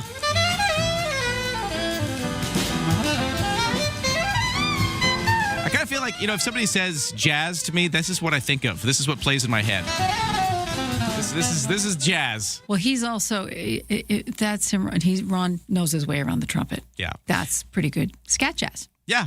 Speaking of scat, we also have a 4-pack of tickets to give away to a different event. This is Isaiah Collier, who's also playing some kind of classic jazz on June 24th. That'll be just after the 8 o'clock news, sports, and weather. It'll be your final chance to win tickets, at least here on this show. So get ready to call after the 8 o'clock news and sports and everything. And if you scat for us, you'll win those tickets. So that's all to come. But right now, let's get to the headlines. It's 7:45. And here's Lisa. What's going on in the world? Stats Canada says our retail sales rose 0.5% to $73 billion in the month of April. That was aided by increased sales at gas stations and auto dealers, while higher fuel prices helped lift gas station sales 5.1%. Overall retail sales were completely unchanged during that month when measured in volume terms. Sales of motor vehicles and part dealers also gained 1.7%, buoyed by a 5% climb at used car dealers as people get sticker shock over the price of new ones. Conversely, core retail sales fell 0.7% due to drops at food, beverage, and general merchandise retailers. Speaking of buying, Amazon Prime Day kicks off next week. June 23rd runs through the 26th. It's evolved into one of the biggest shopping events of the year. Competition is fierce, especially for lightning deals or flash sales that may only be available for a few hours. Apparently, they're, especially when it comes to things like electronics, tech, and home essentials, all big and all tend to have the biggest discounts. You can take them out of your cart later if you don't want them. I always add them to my cart and then they try to sell it to me, and sometimes they offer you lower prices. So there's a bit of a tip for you. Local shellfish warning as temperatures rise. BC Centre for Disease Control says these microorganisms that are harmful to us accumulate in shellfish and coastal waters when the mercury climbs. Harmful toxins found in mussels, clams, oysters, scallops, crab, but also cockles, prawns, squid, whelks, and other species that feed on the plankton can be affected and can make you sick. This shellfish contaminated with toxins cannot be made safe if you cook it. So that is good to know. Your symptoms, if you do happen to eat contaminated shellfish, appear anywhere from a day to 2 days later. And that is your news to 746. All right, we're going to meet another Jazz Fest artist coming up in just a moment here on the show. Also, traffic and weather. If you see a problem out there, crashes, accidents, anything else affecting traffic, let me know at 71010. But I'll just give you a sneak peek right now. It's very quiet out there. Roads are looking pretty clear. But if you see anything, let me know, and we'll get into traffic and weather. And then a Jazz Fest artist meeting us next. CFAX, Santa's Anonymous. Hey, grown-ups, you know, the ones still kids at heart. Through the Kids Count Children's Grant Program powered by CFAX Santa's Anonymous, local kids are getting help with summer camp fees, food security, and mental wellness support. Where do you see kids needing the most support? Access to healthy, fresh food through the summer. Visit CFAXSantas.com right now and give directly to the cause that matters most to you. Kids Count. Powered by CFAX Santa's Anonymous. To find out how you can help, visit CFAXSantas.com.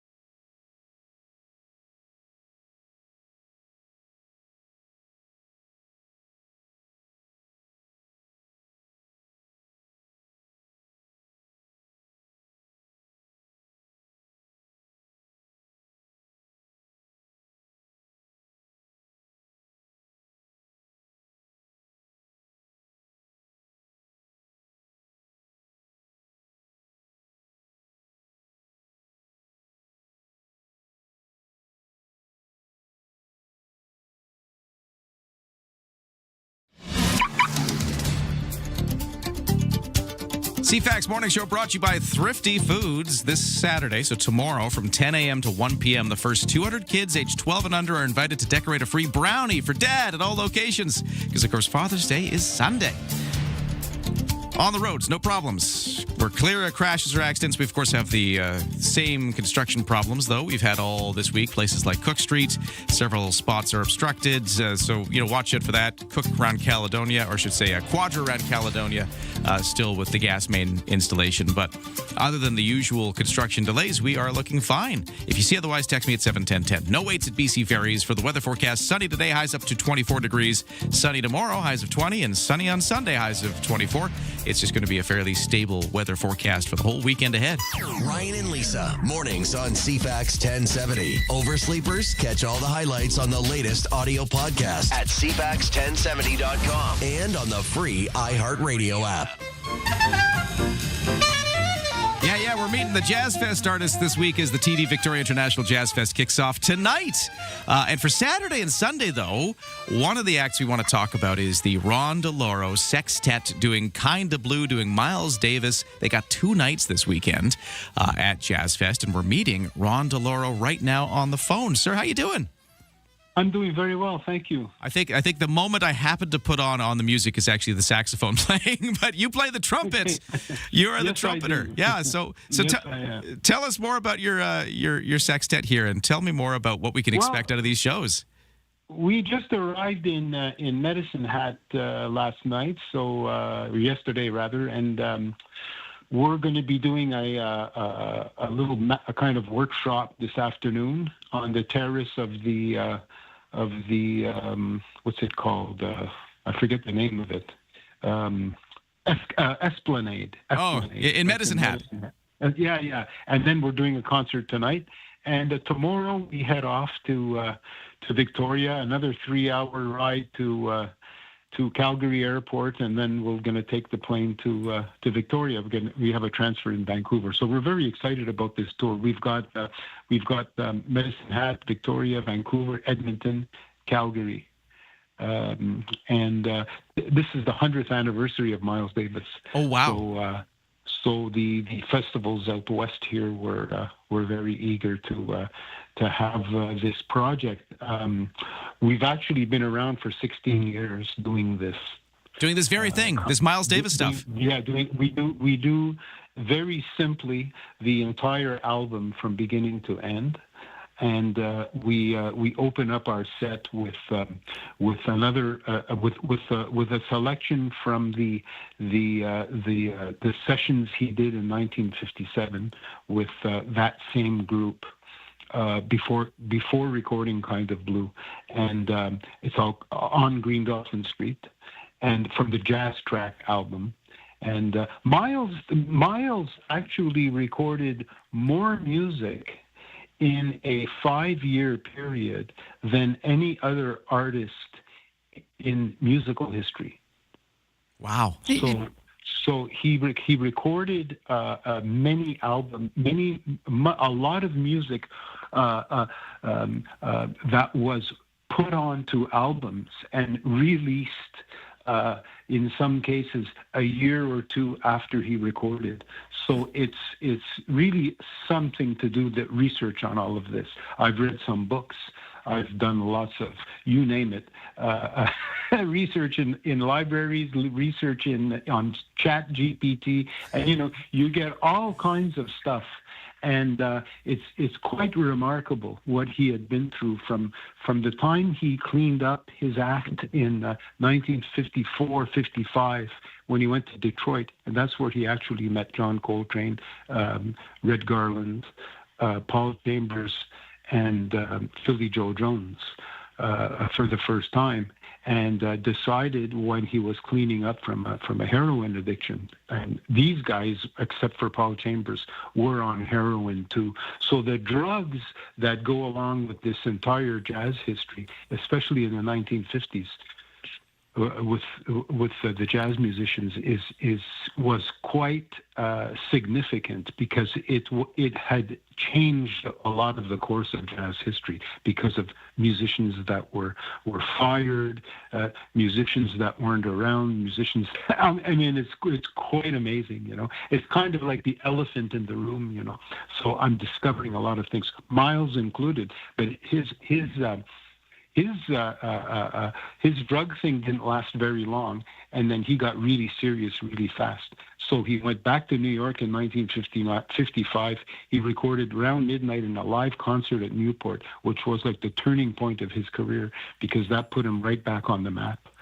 From that birth of the cool period and the hard bop, he started creating this hard bop school of playing, which eventually went into the modal school of playing with Kind of Blue, which was the ultimate masterpiece, which I believe started the course of changed the course of improvised jazz from that point. And that's what you'll be bringing this weekend. What we try to do is we try to, especially with myself as playing the lead role, I try to preserve the spirit of Miles's playing and do the themes as much as possible the way he recorded them. So it's kind of sets the tone for the rest of the musicians, and then everyone takes on that role of Jean-Pierre Zanella plays the role of Cannonball Adderley, and we have Yannick Rieur, who is replacing our regular saxophone player André Leroux, who's actually with François Bourassa on this tour, and Martin Auguste on drums and Ira Coleman on bass. So we're once we play the themes in the same spirit of the album, we kind of gradually start letting go and doing what Miles would have wanted us to do.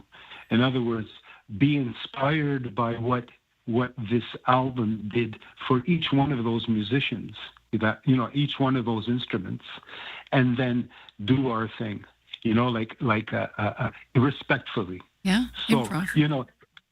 And Miles would probably say the same thing. He would, if he looked me right in the face, he would say, "Don't try to play like me, play like you." you know.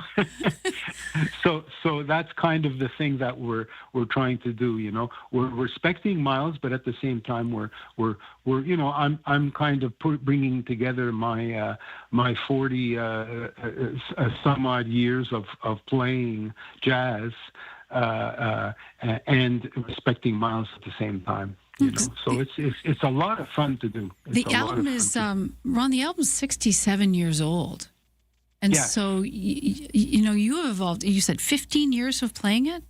Is that correct? I'm 67. So right. I was So the the evolution is incredible.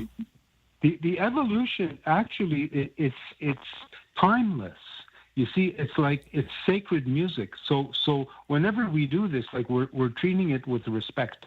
So we're you know, like I am trying to imitate Miles, but it's a style of trumpet playing that I latched on to when I was very young in the late 70s when I heard this music for the first time. It's like I said, wow, that's how I want to play. You know, it was like so inspiring.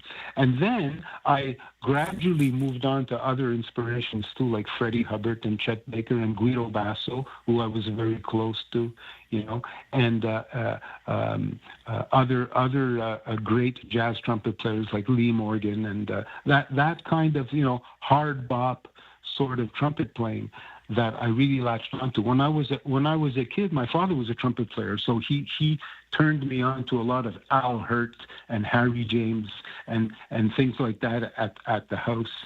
So I grew up listening to all kinds of trumpet players. So it's kind of a collage of all of these inspirations and all these and then I wear a hat. So depending, You got the hat. Miles Davis. You got the hat. You got the trumpet. You're bringing it all to Victoria. I got to cut you off just because we're out of time. But Ron DeLauro, you got your sextet. You're bringing it to Victoria tomorrow night and Sunday night. Okay. Yeah, great. Hope to see a lot of people there. And it's at Encore Victoria. That's on Broad Street. You can get tickets for them, but there's limited seating, so don't wait if you want to go. If this sounds inspiring and you want to see this sextet play, like you said, the whole thing, Kinda Blue, Miles Davis, definitely check it out. Ron, it's been great to meet you. You're so enthusiastic about the trumpet and about the music of Miles Davis. I think that's going to be a great show. Thank you. Thank you. All right. Bye. Well, there we go. Okay, that's just one of the many acts coming to TD Victoria International Jazz Fest. We got tickets to give away to a different show. I'll tell you all about that coming up if you call in shortly. And scat for us, doing some jazz scat. That's how we're going to give away this final 4-pack of tickets. That's in our 8 o'clock hour. We're also talking about the World Cup, Canada's big win. Sports guy Steve / soccer guy Steve will be giving us a full account of how it was in the stadium. He was there. His story, his firsthand account is coming up in the 8 o'clock hour too. So stay with us.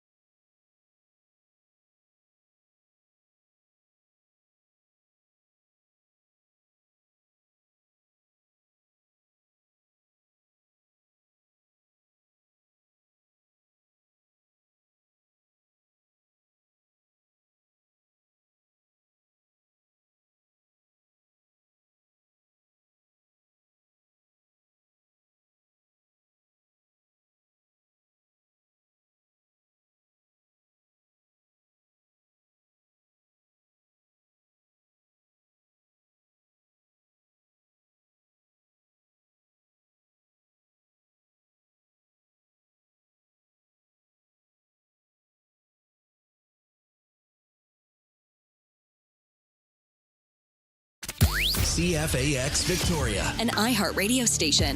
If it's happening, It's here. CFAX 1070. Good morning. It's 8:02 on Friday, June 19th. Let's get right to the news. And here is Lisa Best. Good morning. Prime Minister Mark Carney on the West Coast yesterday for that little soccer game, plus bringing some money to BC. The federal and provincial governments teaming up, pledging $100 million apiece to build a new high school in Tumbler Ridge and also modernize that community's healthcare center. BC Premier David Eby promised last month that students wouldn't have to return to the school, which was the site of a mass shooting in February. The Prime Minister says he and the Premier were in Tumbler Ridge after the murders of 8 people and heard from students, parents, and teachers, as well as first responders, on how to help heal from the trauma of the unspeakable tragedy. He says work on the new school will start this summer, beginning with the removal of the existing school. John Kennedy, The Canadian Press.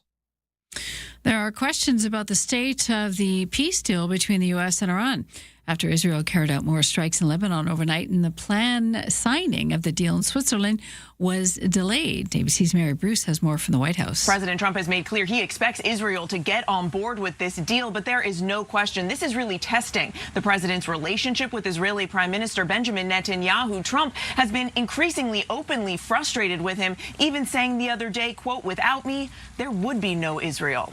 Plans for the next phase of peace negotiations between the U.S. and Iran delayed. The U.S. Vice President's trip to Switzerland to ink that deal was called off at the last moment. Stateside in Washington, D.C., the National Park Service employees spent yesterday trying to clean up that Lincoln Memorial reflecting pool days after workers finished painting the bottom a blue hue. The water turned green with algae. Now the new paint is peeling. Washington's iconic reflecting pool looking dirty and green less than 2 weeks after the president announced its $14 million renovation was complete. Workers could be seen wading through the pool to clean out algae and dirt. I want my money back after seeing this.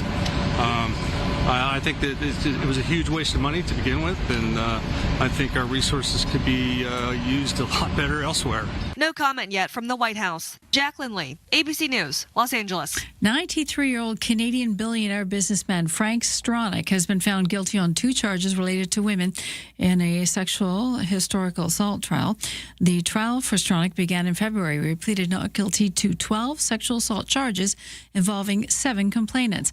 After prosecutors dropped or agreed to acquittals on 5 charges and the judges dismissed another due to unreliable evidence, Stronach was left facing 5 charges related to 3 women.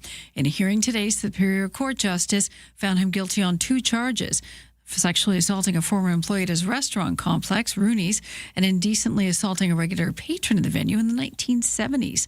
Stronach now faces a sentencing hearing scheduled for September, as well as a separate trial on similar charges. That'll happen in May of 2027. And many small businesses grappling with a whey protein shortage, as we like to beef up on protein, and that's pushing prices higher.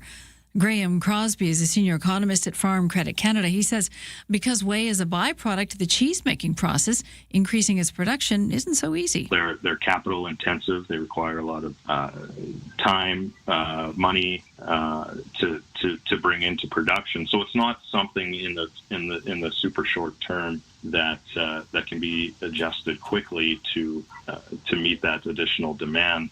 One U.S.-based ag tech company says whey protein concentrate, the type used by food makers and supplement companies, is up 250% from a year ago. That's your news to 8:06.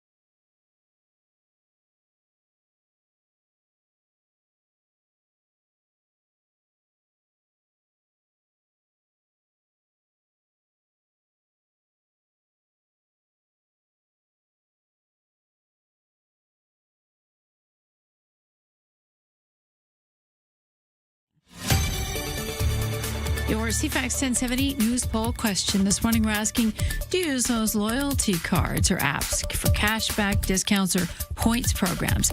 30% say yes, have many of them. 65% have a few, and 5% do not have any. You can vote now at CFAX1070.com or the iHeartRadio app. And Lisa Best, your news time is 8:07.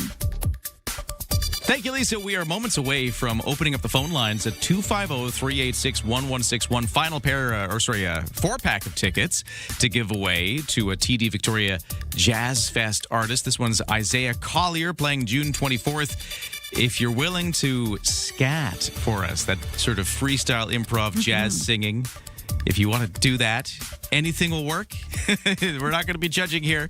We just want you to have some fun and sing for us. So exactly. Call us at 250-386-1161 in a moment when we open up the phone lines, and then we will get to that right after things like the sports here.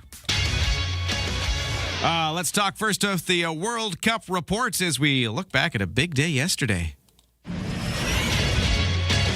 This is your TSN Radio FIFA World Cup 2026 update. I'm John Rodenberg. History for Canada, which scored its first ever win at the World Cup. Final score, Canada 6, Qatar 0. There's Jonathan David! What a strike from Jonathan David! A hat-trick for Jonathan David as Canada outshot Qatar 32-2 in its biggest ever game. There's going to be 40 million Canadians that claim they were in the stadium today. That's Canada's coach, Jesse Marsh, who also revealed that Canadian midfielder Ishmael Kone will undergo surgery for a broken leg suffered during the match. Canada and Switzerland top Group B after the Swiss beat Bosnia 4-1. Canada and Switzerland will meet Wednesday with first place in the group on the line. Other games from Thursday. Mexico moved to 2-0 and has already clinched Group A with a 1-0 win over South Korea. Czechia and South Africa tied at 1. Today, the U.S. meets Australia. Scotland plays Morocco, and Brazil battles Haiti. You can watch the FIFA World Cup matches on TSN, CTV, Crave, and streaming at tsn.ca. Listen on the TSN Radio Network with all games streaming on the iHeartRadio app. There you go. And sports guy Steve, or should we say soccer guy Steve, who was there at BC Place Stadium yesterday, he's going to join us in about 10 minutes to tell us what it was like to be there for that moment yesterday where Canada won 6-0 over Qatar. So that's coming up. But hey, quick look at some other sports.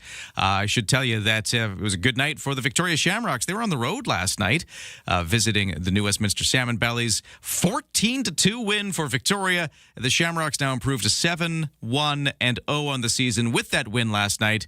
It was the first of 3 road games. They're also going to be playing on Sunday. Maple Ridge Burrards will be the next match on this road trip. In baseball, Victoria Harbour Cats finished a sweep of the Redmond Dudes yesterday. A 14-7 win yesterday for Victoria over Redmond. The Harbour Cats now hit the road for a weekend series in Port Angeles against the Lefties. BC Lions are visiting the Hamilton Tiger Cats tonight in CFL action, and you're going to be able to hear the game right here on CFAX 1070. We'll be having the broadcast in the afternoon as we are your home for the BC Lions on the radio, and that is your sports 2-8-10. Okay, let's do it. I'm opening up the phone lines.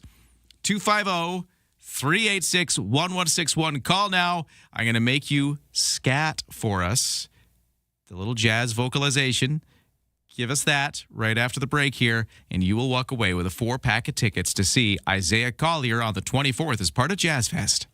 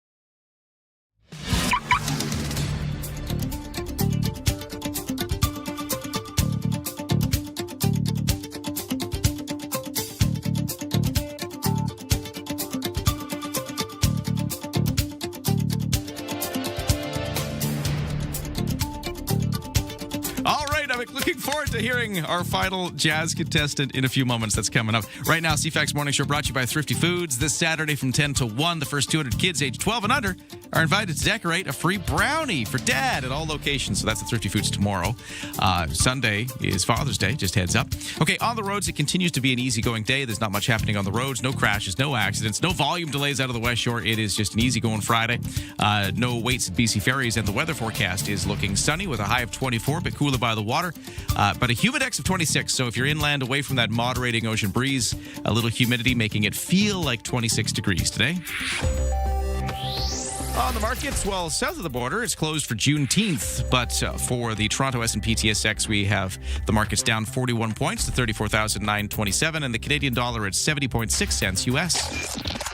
Ryan and Lisa are ready when you are. Good morning. Day or night, find the highlights under latest audio at CFAX1070.com and on the free iHeartRadio app. Well, we are going to give away some tickets right now to a TD Victoria International Jazz Fest artist. This time it is Isaiah Collier, who's playing June 24th as part of Jazz Fest. You want to go? Well, you got to do a little something for us. You have to perform a little scat. So let's get into it. Now, Lisa, I think you have an example to play for us of what we're looking for. Okay. So one of the classics, right, was when Ella Fitzgerald forgot the words to Mac the Knife. Yes, we've sung it. Oh, we've swung it. We've swung old Mac. We've swung old Mackie down. And for you. There you go. Just make it up. Just make up some, make some noises. Have some fun with it. Just make some noises. Make your own lyrics. Who is willing to do that right now? Let's see. Who's this? We've got the phone lines open, and who is this on the line right now? It's Brian. Brian. Okay. Have you been trying all week? Have you been trying for this? No, I tried calling you yesterday, and I keep missing the number. And anyway, so I'm here now. Okay. Ready to rock. Excellent. And you know what you got to do? Okay, so I guess I'm going to hear the backdrop now. Oh, yeah, you know how this works. He's okay. primed. You're ready to go. I love this. He's ready to rock in a jazzy fashion. So I'm going to play for you the drums. Thank you. Yeah, rock, but not too much, because we want jazz. Anyways. Oh, I'll go jazz. Okay. Here is the backing track. Heavy metal that I'm used to doing, okay. Okay, well, that's fine. If it's heavy metal jazz, that's good too. Here we go. Wow. Here is the jazz track. Here are your drums. Do with it as you will. Right on. Okay. Well, I'm here to scat skilly daddly doo. I've never done this, but I never heard you. I'm not sure what else to do. Oh, that's all we ever needed in this contest. That is amazing. Congratulations. Let's. Oh, Brian. I'm still unpacking that, Brian. Oh, there's a lot to analyze. It's a lot to unpack. Brian, you get the tickets. It's 4 tickets to this particular Jazz Fest artist. It's Isaiah Collier, who's playing some of that very jazz you were just performing for us on June 24th. So hang on the line. I'm going to get some information off you, and we'll get you the tickets. But, oh, wow, this has been a fun contest. Just kudos to everybody who was brave enough to call in and do what Brian just did there and give us a performance to win the tickets. That's been a lot of fun, Lisa. Crazy. I like it. It was rock and jazz in the end. That was exactly what he on a Friday said it was going to be. That's right. It's a good thing. Yeah. All right. Okay. We'll talk to him, get his tickets. Sports guy Steve joining us in a few moments with his stories from the World Cup yesterday. But right now it's the headlines with Lisa. Nothing like road stories. Here's one. Royal Roads University and BCIT have announced a new partnership focusing on making it easier and more affordable for you to upgrade skills and get your credentials. Royal Roads will deliver programs at BCIT's Burnaby campus, while BCIT will offer programs at RU's John Horgan campus, which is situated in Langford. A joint statement says the agreement creates two-way pathways between the institutions, making it easier for students to build on existing credentials, move between programs, reskill and upskill throughout their careers. Israel and Hezbollah have agreed to a ceasefire to stop the fighting in Lebanon. That, according to multiple reports, it comes after the two sides attacked each other overnight, testing the strength of the U.S.-Iran deal that was signed by the U.S. president earlier this week, but the ink hasn't been finalized as it was expected to in Geneva, Switzerland today. A senior economist at Farm Credit Canada says the dairy industry, the cows, can't keep up with the demand amid global whey protein shortages. Consumer demand is outpacing supply in recent months. Prices have risen sharply and demand up 250%. Graham Crosby says because whey is a byproduct of the cheese-making process, making more isn't as easy as cranking up production. He says facilities that produce cheese are capital-intensive and requires significant time and money to bring production online. And Stats Canada says retail sales rose 0.5% to $73 billion in the month of April, aided by increased sales at gas stations and auto dealers. We know that because we paid the price of the pumps, while higher fuel prices helped lift gas station sales over 5%. Overall retail sales were completely unchanged in April when measured in volume terms. That is your news to 8:17. All right. Congratulations again to Brian, who's excited to go to the show. We're just talking off the air there. I got a text message here at 71010.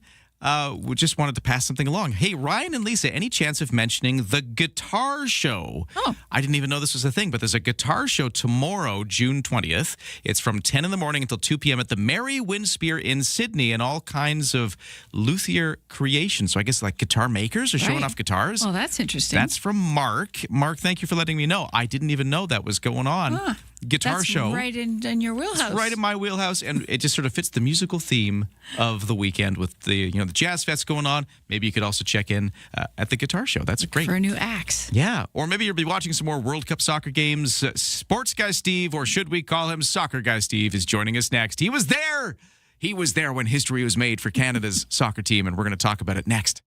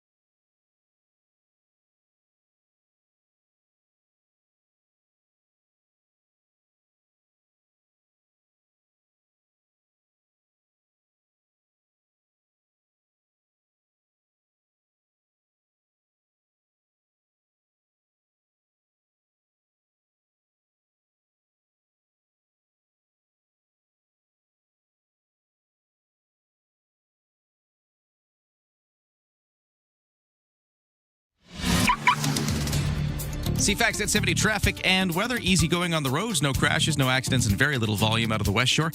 If you see anything else, let me know at 71010. We do have the road work ongoing on Cook Street. This is the same as it's been all week.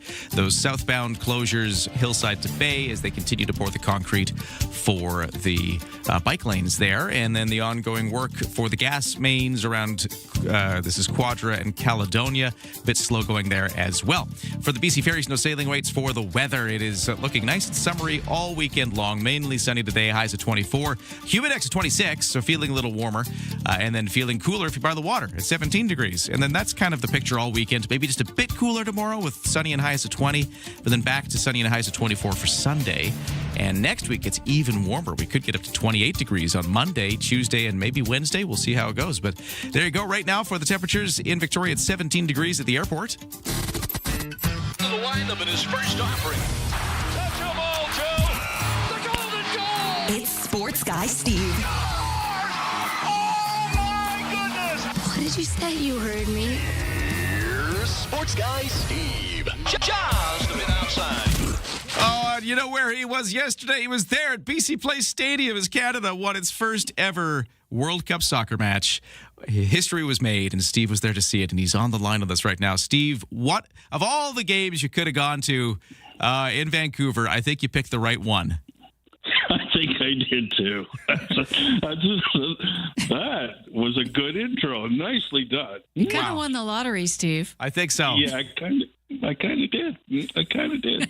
That is crazy. I think everybody's first question is just this: what was it like to be in the stadium? We were talking earlier about how the decibel rating, the noise rating, was louder than a jet engine at sometimes in that audience. They were saying. So, what was it like to be in that room? It was so. I never used to get emotional about sports. Like, I do get more emotional when Canada plays than anything. Doesn't matter what sport it's in and that. But as I've grown older, I was almost crying when they scored the first goal. Oh, wow. The joy in that building, the joy I saw in those players' faces, the effort I know that went into that as a sports fan of building a program that's competitive, all that thing manifested. It's so hard for Canada to score goals usually. Remember the last World Cup, we had a real problem with this. Like, we celebrated one goal in a tournament, I think it was. Yeah. And to see one go on in home soil before my very eyes and the whole crowd erupting, I almost started crying. Wow. Were there people around you crying too? No, there was a lot of high fives. I don't think everybody's as emotional as Steve, but yeah. Oh, that's amazing. It was like I'll never forget rising in unison to our feet because the whole crowd came out of their seat. It wasn't, like everybody was up and cheering. It was very, sometimes in certain sports stadiums across this country, the home team scores and we give them polite applause. Mm-hmm. This was incredible. It was just off the hook. It was very different, very, very different than most pedestrian events. So I'll just say it. Those are the highs. Then there was the low. Then there was the broken leg, which is what it turned out to be, although it took a little while for us to kind of clue into the fact that it was a serious injury to Canadian midfielder Ishmael Kone. What was it like in the stadium at that time when everybody was trying to figure it out? At first, the ref thought he was diving. Because the ref didn't react right away. And then because you're so where I was sitting, I didn't have eyes on it. And I didn't know what was going on, but I knew he wasn't faking. And when I knew there was a problem was when Estacio got close to him and called the bench, get here now. Which is always a horrible thing in sports because the players know when a player is really hurt. They know. And then it went silent because we're all sitting there. And I think he did a very key thing. As much as he's injured and everything else, he consoled some of his teammates. Then when he was, being carted off, he waved at the crowd. And we could all see this hand come up from the stretcher. And I just think that put the entire situation on more of an ease because, yes, he's a very key loss and everything, but we just wanted to make sure he was okay. And when he did that wave, it changed the atmosphere from the dead silence of the last 2 or 3 minutes to something, well, yes, we're upset. Yes, we're angry, but he waved at us. So did you stay overnight? You just came home, right? I was very proud of myself. I made it from the game. I left the game at about 5:10, and I was on the 7:00 ferry. That's impressive. But what was the mood like in the city immediately afterwards? Like, what did you feel on the streets? It was there was energy on the streets way before the game, so it just continued on. And it started for me on the bus that goes from the ferry to Bridgeport Station. They were doing Canada chants on the bus. That's cool. And it was individualized for certain players. And that continued actually in the game. Like, Richie, Lorray, Richie. So everybody's just giving all the players chance. That was the atmosphere. That's amazing. Hey, Steve, real quick, I have a question here, which I don't have the answer for, from a texter at 71010. So just real quick. Hey, Ryan, if Steve has time this morning, can he explain why it wasn't a penalty shot when Qatar got their first red card in the box? That's from Ronnie, our listener. So, Steve, what's the answer there? Do you know? So, Ronnie, what they ruled was that the foul occurred before the box. So, in other words, he brought him down on purpose, but because he was going to receive a yellow card for doing that. But because they ruled he was out of the box, then he basically foiled a good scoring chance on purpose outside the box, and that's a red card. Okay. So the ruling was that when they did the VAR that he wasn't quite, and we're talking like centimeters from the box. That's what they ruled. And I guess it was confusing, too, because they ended up in the box, but the infraction started outside the box, even though they kind of traveled into it afterwards. Is that the reason? Okay. That's it. Okay, and That's one what more they question. ruled. I'm going to cut into my newscast time for this question. Was it enlightening in some way, relieving in some way to focus on our patriotism without mentioning the U.S.? Yeah, we've always had a different patriotism at sports events, and I think it's bolder now. And I will also say it's more pronounced in the West than it is in Central Canada. Like, in that building, there was no negativity. Like, none.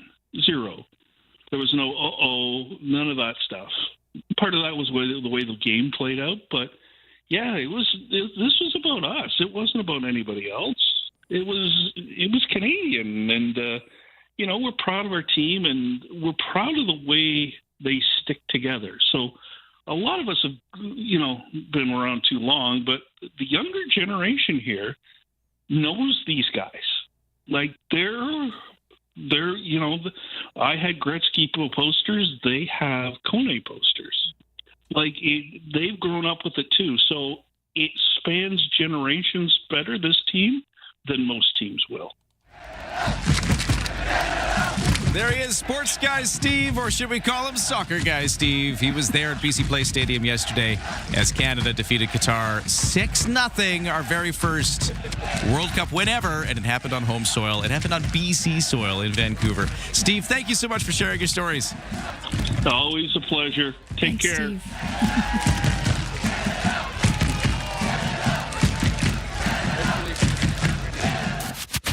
CFAX 1070.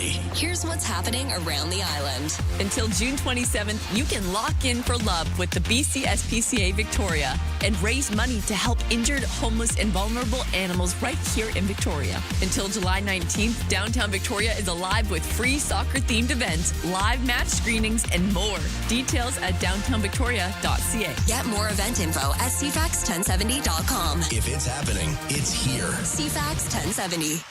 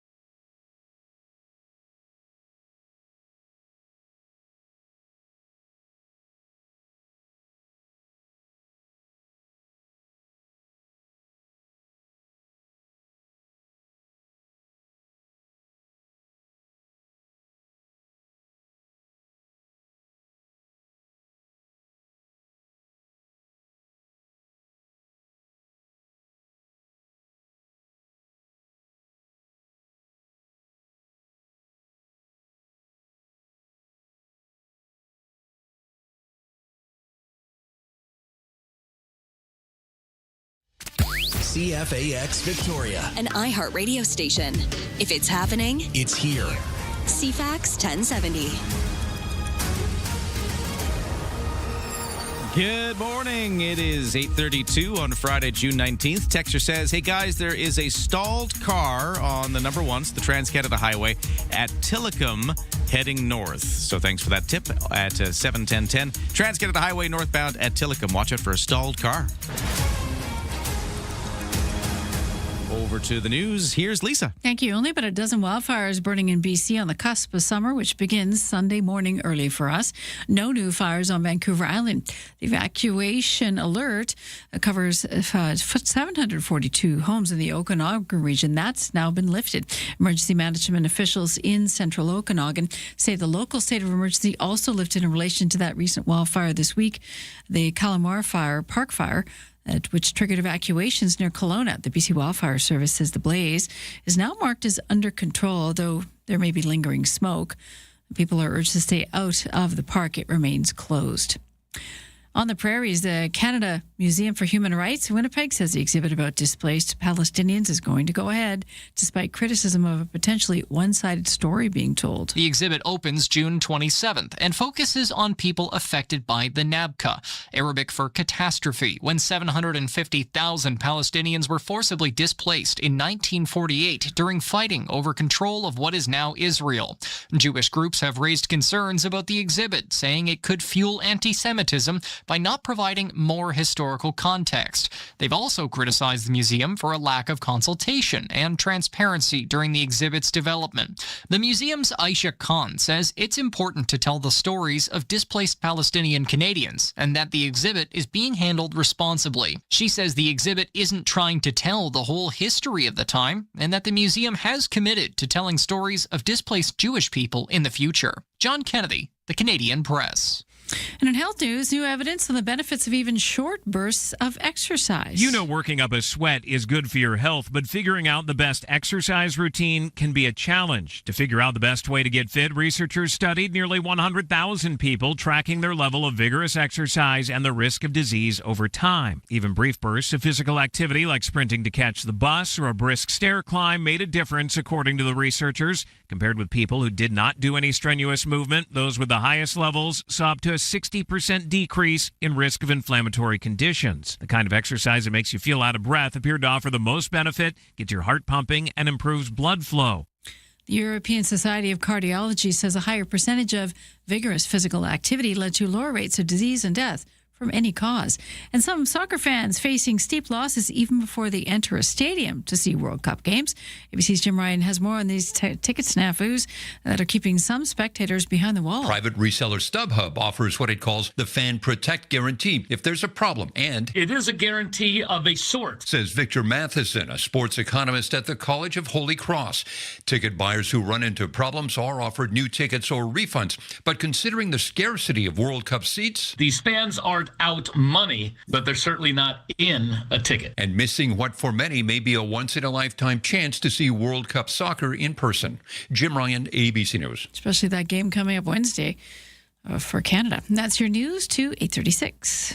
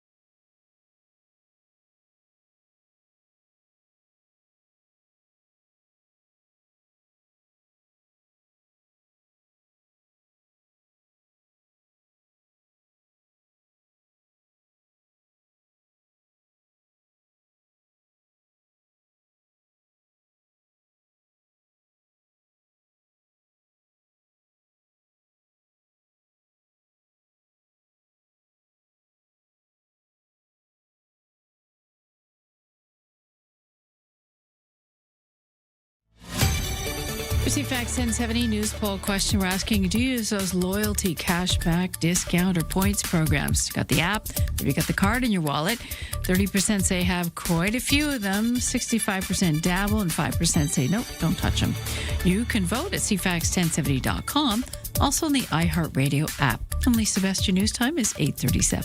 Thank you, Lisa. Hey, we're going to get our Friday food vibes on in a few moments. Dallas from the Vic Food Guys is joining us in a few minutes to talk about some of the good things to eat or food experiences to have. Or coffee, too. And coffee is specifically on his mind, and he's even bringing us a coffee guest today. This is going to be a wild edition of the Vic Food Guys chat. That's coming up, so don't go anywhere. Right now, though, quick look at the weather, where it is sunny today. We have 17 degrees right now on the thermometer, and it's going to get towards a high of 24, maybe even feeling a little warmer with a humidex of 26. Full forecast to come. Right now, over to the CFAX 1070 Sports. In local sports, Victoria Shamrocks with a win 14-2 over the New Westminster Salmon Bellies last night on the road. The Shamrocks were at the historic Queen's Park Arena in New Westminster, the scene of their victory. The Shamrocks now improved to 7-1-0 on the season with that win. It was also the opening of a 3-game road trip, so they'll be playing next Sunday against the Maple Ridge Burrards. In baseball, Victoria Harper Cats are going to hit the road today, and for the whole weekend, they're going to be in Port Angeles to take on the Lefties for a series. But before they did, yesterday they had the final game against the Redmond Dudes. Victoria sweeps the series. They completed the sweep with a 14-7 win yesterday. Toronto Blue Jays back in action this afternoon, visiting the Cubs in Chicago for a 3-game series. Yesterday, Toronto capped off a 3-game sweep of the Red Sox with a 4-3 win in Boston. BC Lions will be live on CFAX 1070 later this afternoon as they take on the Hamilton Tiger Cats on the road in CFL action. BC coming off a season-opening loss at Saskatchewan last week, falling 31-27. Now let's talk about the World Cup of Soccer. I mean, I think everybody's aware of what happened, but it was a historic win for Canada. They earned their first ever win in the men's FIFA World Cup with style. Canada thumping Qatar 6-0, powered by Jonathan David's hat-trick at BC Place in Vancouver. Kyle Larin, Nathan Saliba, Jacob Schaffelberg, all scoring for the Canadians. I think Schaffelberg's goal actually got noted as an own goal by the Qatari team, but we all know it was him who put it in. Canada now sits atop Group B alongside Switzerland in their group, and that is your CFAX Sports to 8:39.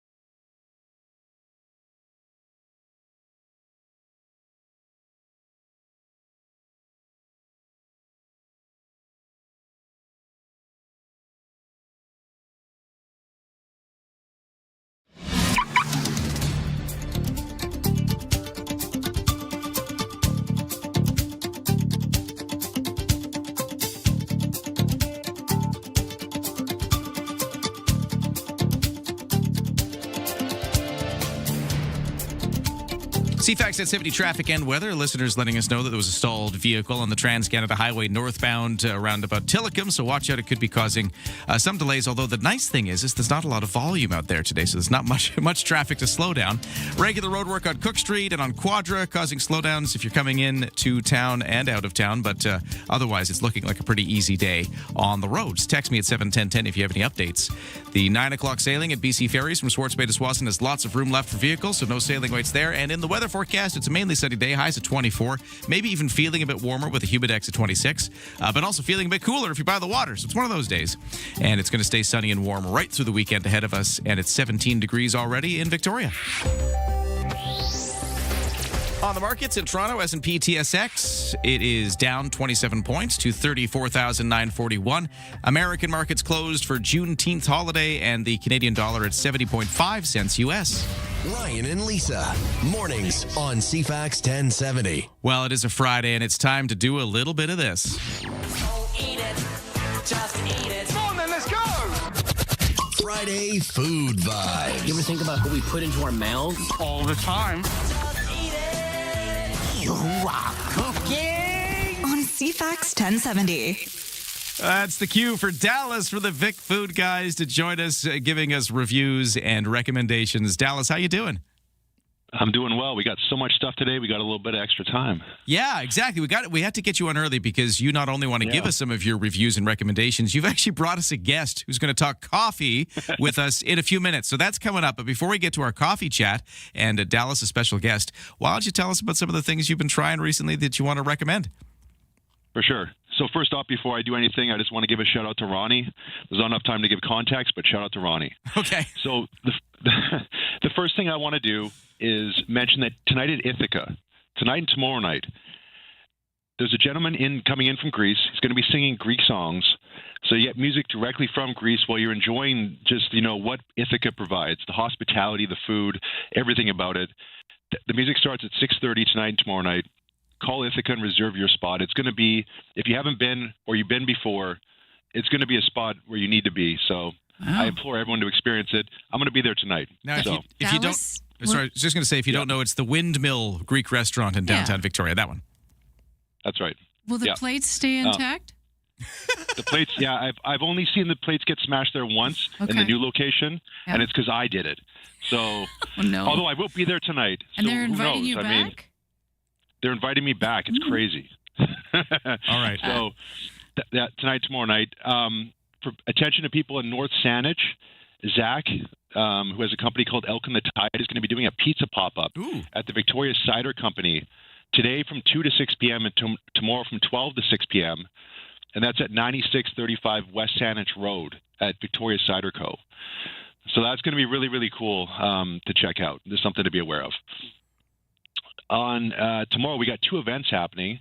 One is called Sweet Street at the West Shore Town Center. There's a whole bunch of vendors at this thing, but it's all things that have sugar in them, basically. It's going to be sweet things. Sweet Street. 11 to, a great family event. Tomorrow, 11 to 3 p.m., and that's at the West Shore Town Center. I love that event. I'll be there tomorrow for the start of it. But then I'm going to be over at Wingstock at 1 p.m. I've mentioned this before. The Victoria Firefighters Charitable Foundation is putting this event on. There's a few tickets left, and that's at 1 o'clock tomorrow at the Roundhouse in Esquimalt. And then we have one more event happening tomorrow with a group called 6040, who's holding an event on their farm. It's a really cool event. The gentleman is really well known in the culinary scene, a really unique thing where you get to go eat on this farm and, produce off the farm and all that kind of stuff. And it's called 6040. And so that happens tomorrow night. So we've got a whole bunch of stuff happening in the next couple of days here, a lot of stuff to check out. So much going on. You got Greek singers at Ithaca. You got Wingstock at the Roundhouse. Man, it's a big, busy weekend. And if you want to find out more, you can follow Dallas on his Instagram page. It's the Vic Food Guys. That's the best place to go and see more about all of this stuff. But okay, we're going to take a break for the news, Dallas. But when we get back, we're going to call up another guest. Joshua Del Sol is from Level Ground Coffee. They, of course, big brewer of coffee and roaster of coffee. And we are going to be talking about something new they're doing, right? Yep, that's right. No, I'm excited to get into this one. Okay, that's coming up. But right now, let's get to the news. And to 8:46, here's Lisa. News of an intrepid group on the road. The end-to-end cycling relay has finished. The 9 cyclists rode 1,000 kilometers around-the-clock trek within 48 hours. That's crazy. And they more than doubled the amount raised last year. Well over $272,000. The money will go to a very good cause, the Island Kids Cancer Association.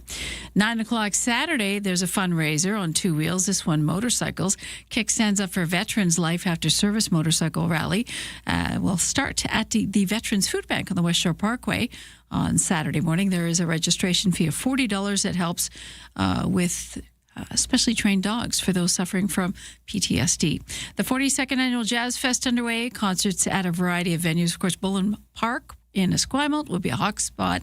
And also there's free afternoon shows at Beacon Hill Park tomorrow and Sunday. You can also take Dad fishing Victoria Fish and Game Protective Association stocking a pond with 200 trout for free family fishing day on Father's Day Sunday. That's up the Malahat at 700 Hoker Place. And in international news, talks scheduled for today between the U.S. and Iran still off. Negotiators between two countries were scheduled to meet in Geneva today to discuss implementing that 14-point agreement that the U.S. president signed in France and talked about at the G7 this week. The White House says it's now looking forward to beginning the talks as soon as possible, but no word further. That's your news to 8:47. We'll be back to Dallas with the Vic Food Guys in just a moment and a special guest talking Level Ground Coffee. An iHeartRadio experience. You and a pal in Montreal at Osheaga with 4 nights at Residence Inn downtown Montreal. Flights from Porter Airlines, 2 weekend gold tickets, and $1,000 cash. Lord, Zara Larson, T. McRae, Somber, 21 Pilots, and more. Download iHeartRadio. Listen to this station for 10 minutes and enter to win Osheaga 2026. Every day you listen is another chance to win.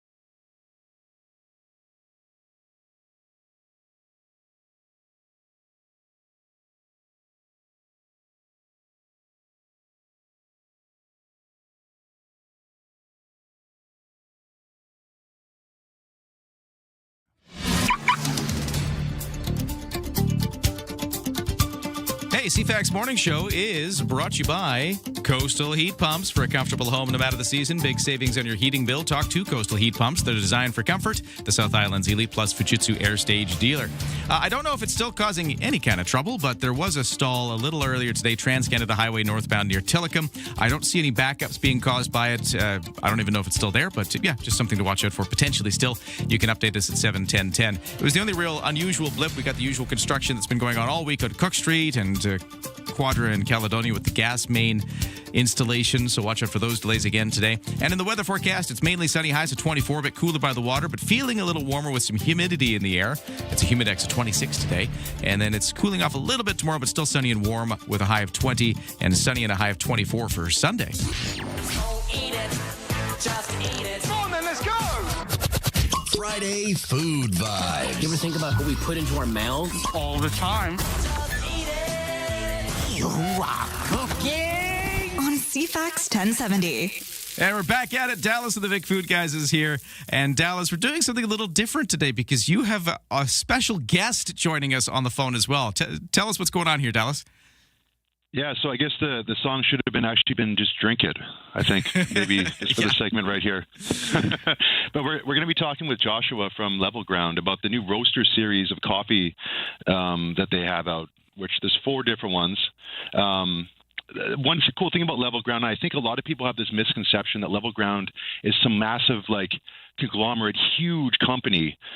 And the thing that was so impressive when I've been out there and seen sort of how everything works is it's like a small dedicated team of really loyal, passionate people.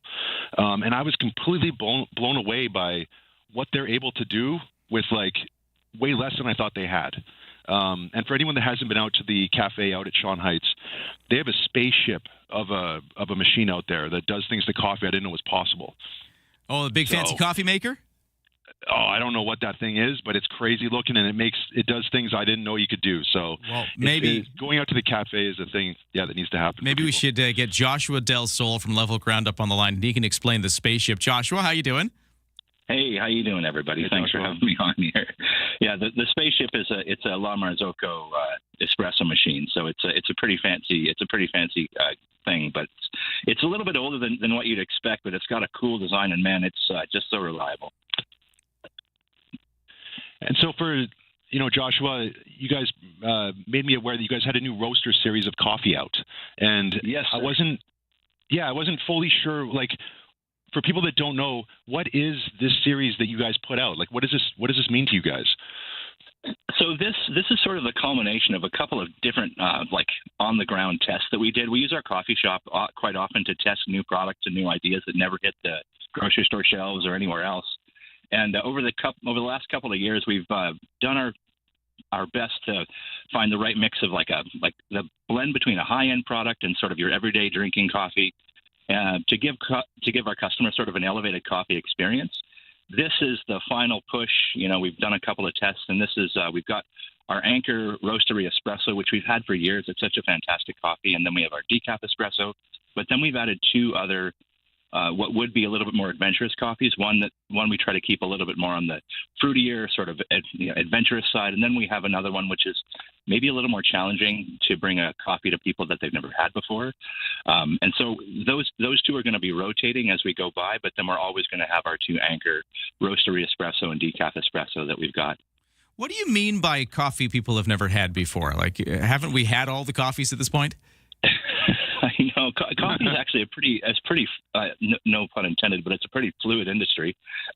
There's lots of changes happening in terms of development and what farmers are doing at the processing level, because the coffee bean is actually a cherry, and they strip the fruit off and they take the seed on the inside and they soak that in some level of liquid for fermentation. It's usually water. Sometimes they leave the fruit on, and that's what gives coffee all of its flavor. But there's lots of I guess, innovation happening, especially because of climate change and all the different ways that people want to enjoy coffee. So the difference between an everyday drinking coffee, which is sort of what we have, which is a watched coffee, I won't go too deep into that, but that gives you your mellow, your really balanced and predictable flavors.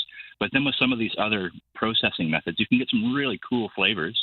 And they sometimes take coffee out of the it tastes like coffee realm. It can taste like fruit. It can taste like berries. It can sometimes taste like, I don't know. You can kind of use your imagination, but it's definitely not a coffee flavor that we typically know. Huh. So for you, as the roaster, even before you even get the beans into roast, some stuff has happened at the processing level. Like you said, maybe it's been in water for a bit. Maybe it's been just left on the fruit. So there's all these different ways that it can be processed before it even gets to you, which affects the flavor. And then you get it, and you've got to do, I guess, different roasting decisions to bring it out. Oh yeah, when a coffee is offered to us, we have a team of tasters now, and we roast that coffee to a light degree, and we taste it sort of in an open bowl called cupping. And when we taste it, we're sort of gauging what the coffee's potential is. Is it going to fit for everyday use? Does it have something special? And then the next decision is how we're going to roast that coffee. So we have to think of how we're going to work with it, which roast level it's going to achieve. And then we also think of who that customer is. And these special coffees in the roaster series, they're meant for coffees outside of our espresso, which is a very specific blend. But the roaster series is designed for people that want to try something a little bit step out of the ordinary. Maybe they have our Anchor Columbia Dark, but the Columbia that we have in our roaster series right now is a honey process, which really means that the fruit is left on for a longer period, and it develops this sort of really intense fruit flavor. It has a really bright acidity, and it actually gives a much different cup character. It tastes like coffee, but with sort of non-coffee flavors, or at least coffees that you wouldn't expect. Huh. Interesting. Dallas, last question to you. First off, I love the term cup character. My question was going to be about what the honey did to that coffee. I mean, that must just be so cool for you guys when you have a potential for something like that, where you can do something so different, eh? Like, I don't know enough about coffee to know the realm of what you can do, but it's really cool to hear that, like, you can really go deep in this. There's always something new to explore, and I think that's really going to be exciting to people. Yeah, it's the process when the fruit's left on, when all of us around the cupping table, because we taste a lot of everyday coffees all the time. When we finally get a chance to have that coffee offered to us, it's all smiles, man. We're so excited about that coffee, and it's so special. And it's like the coffee drinker's coffee or the coffee connoisseur's coffee, without being kind of pinky in the air type thing. We try to bring it down to a really approachable level, and that's one of the things too, that if folks can come out to the coffee shop and understand the coffee, we're happy to talk straight to people. We really want to bring people into the conversation and bring them around the coffee cup and just talk about what their experience is. Got to sit around the cupping table. There's another term for you, Dallas. That's good. Experience the cup character. We're right at a time. Real quick, Joshua, where do you find the shop if people have never been there? 1757 Shawn Heights. It's just off Oldfield Road out in Keating Crossroad area. There you go. It's Level Ground Coffee, and that's Dallas from the Vic Food Guys. Dallas, thank you very much, as always, for taking us on an adventure. That was a fun one. Of course. Thank you. All right, but we're right at a time. That's it for today. That's it for this week. For me, at least. Lisa's got your news coming up. Morgana Adby produced today's show. Thank you for that. We'll talk again on Friday. And happy Jazz Fest, everybody.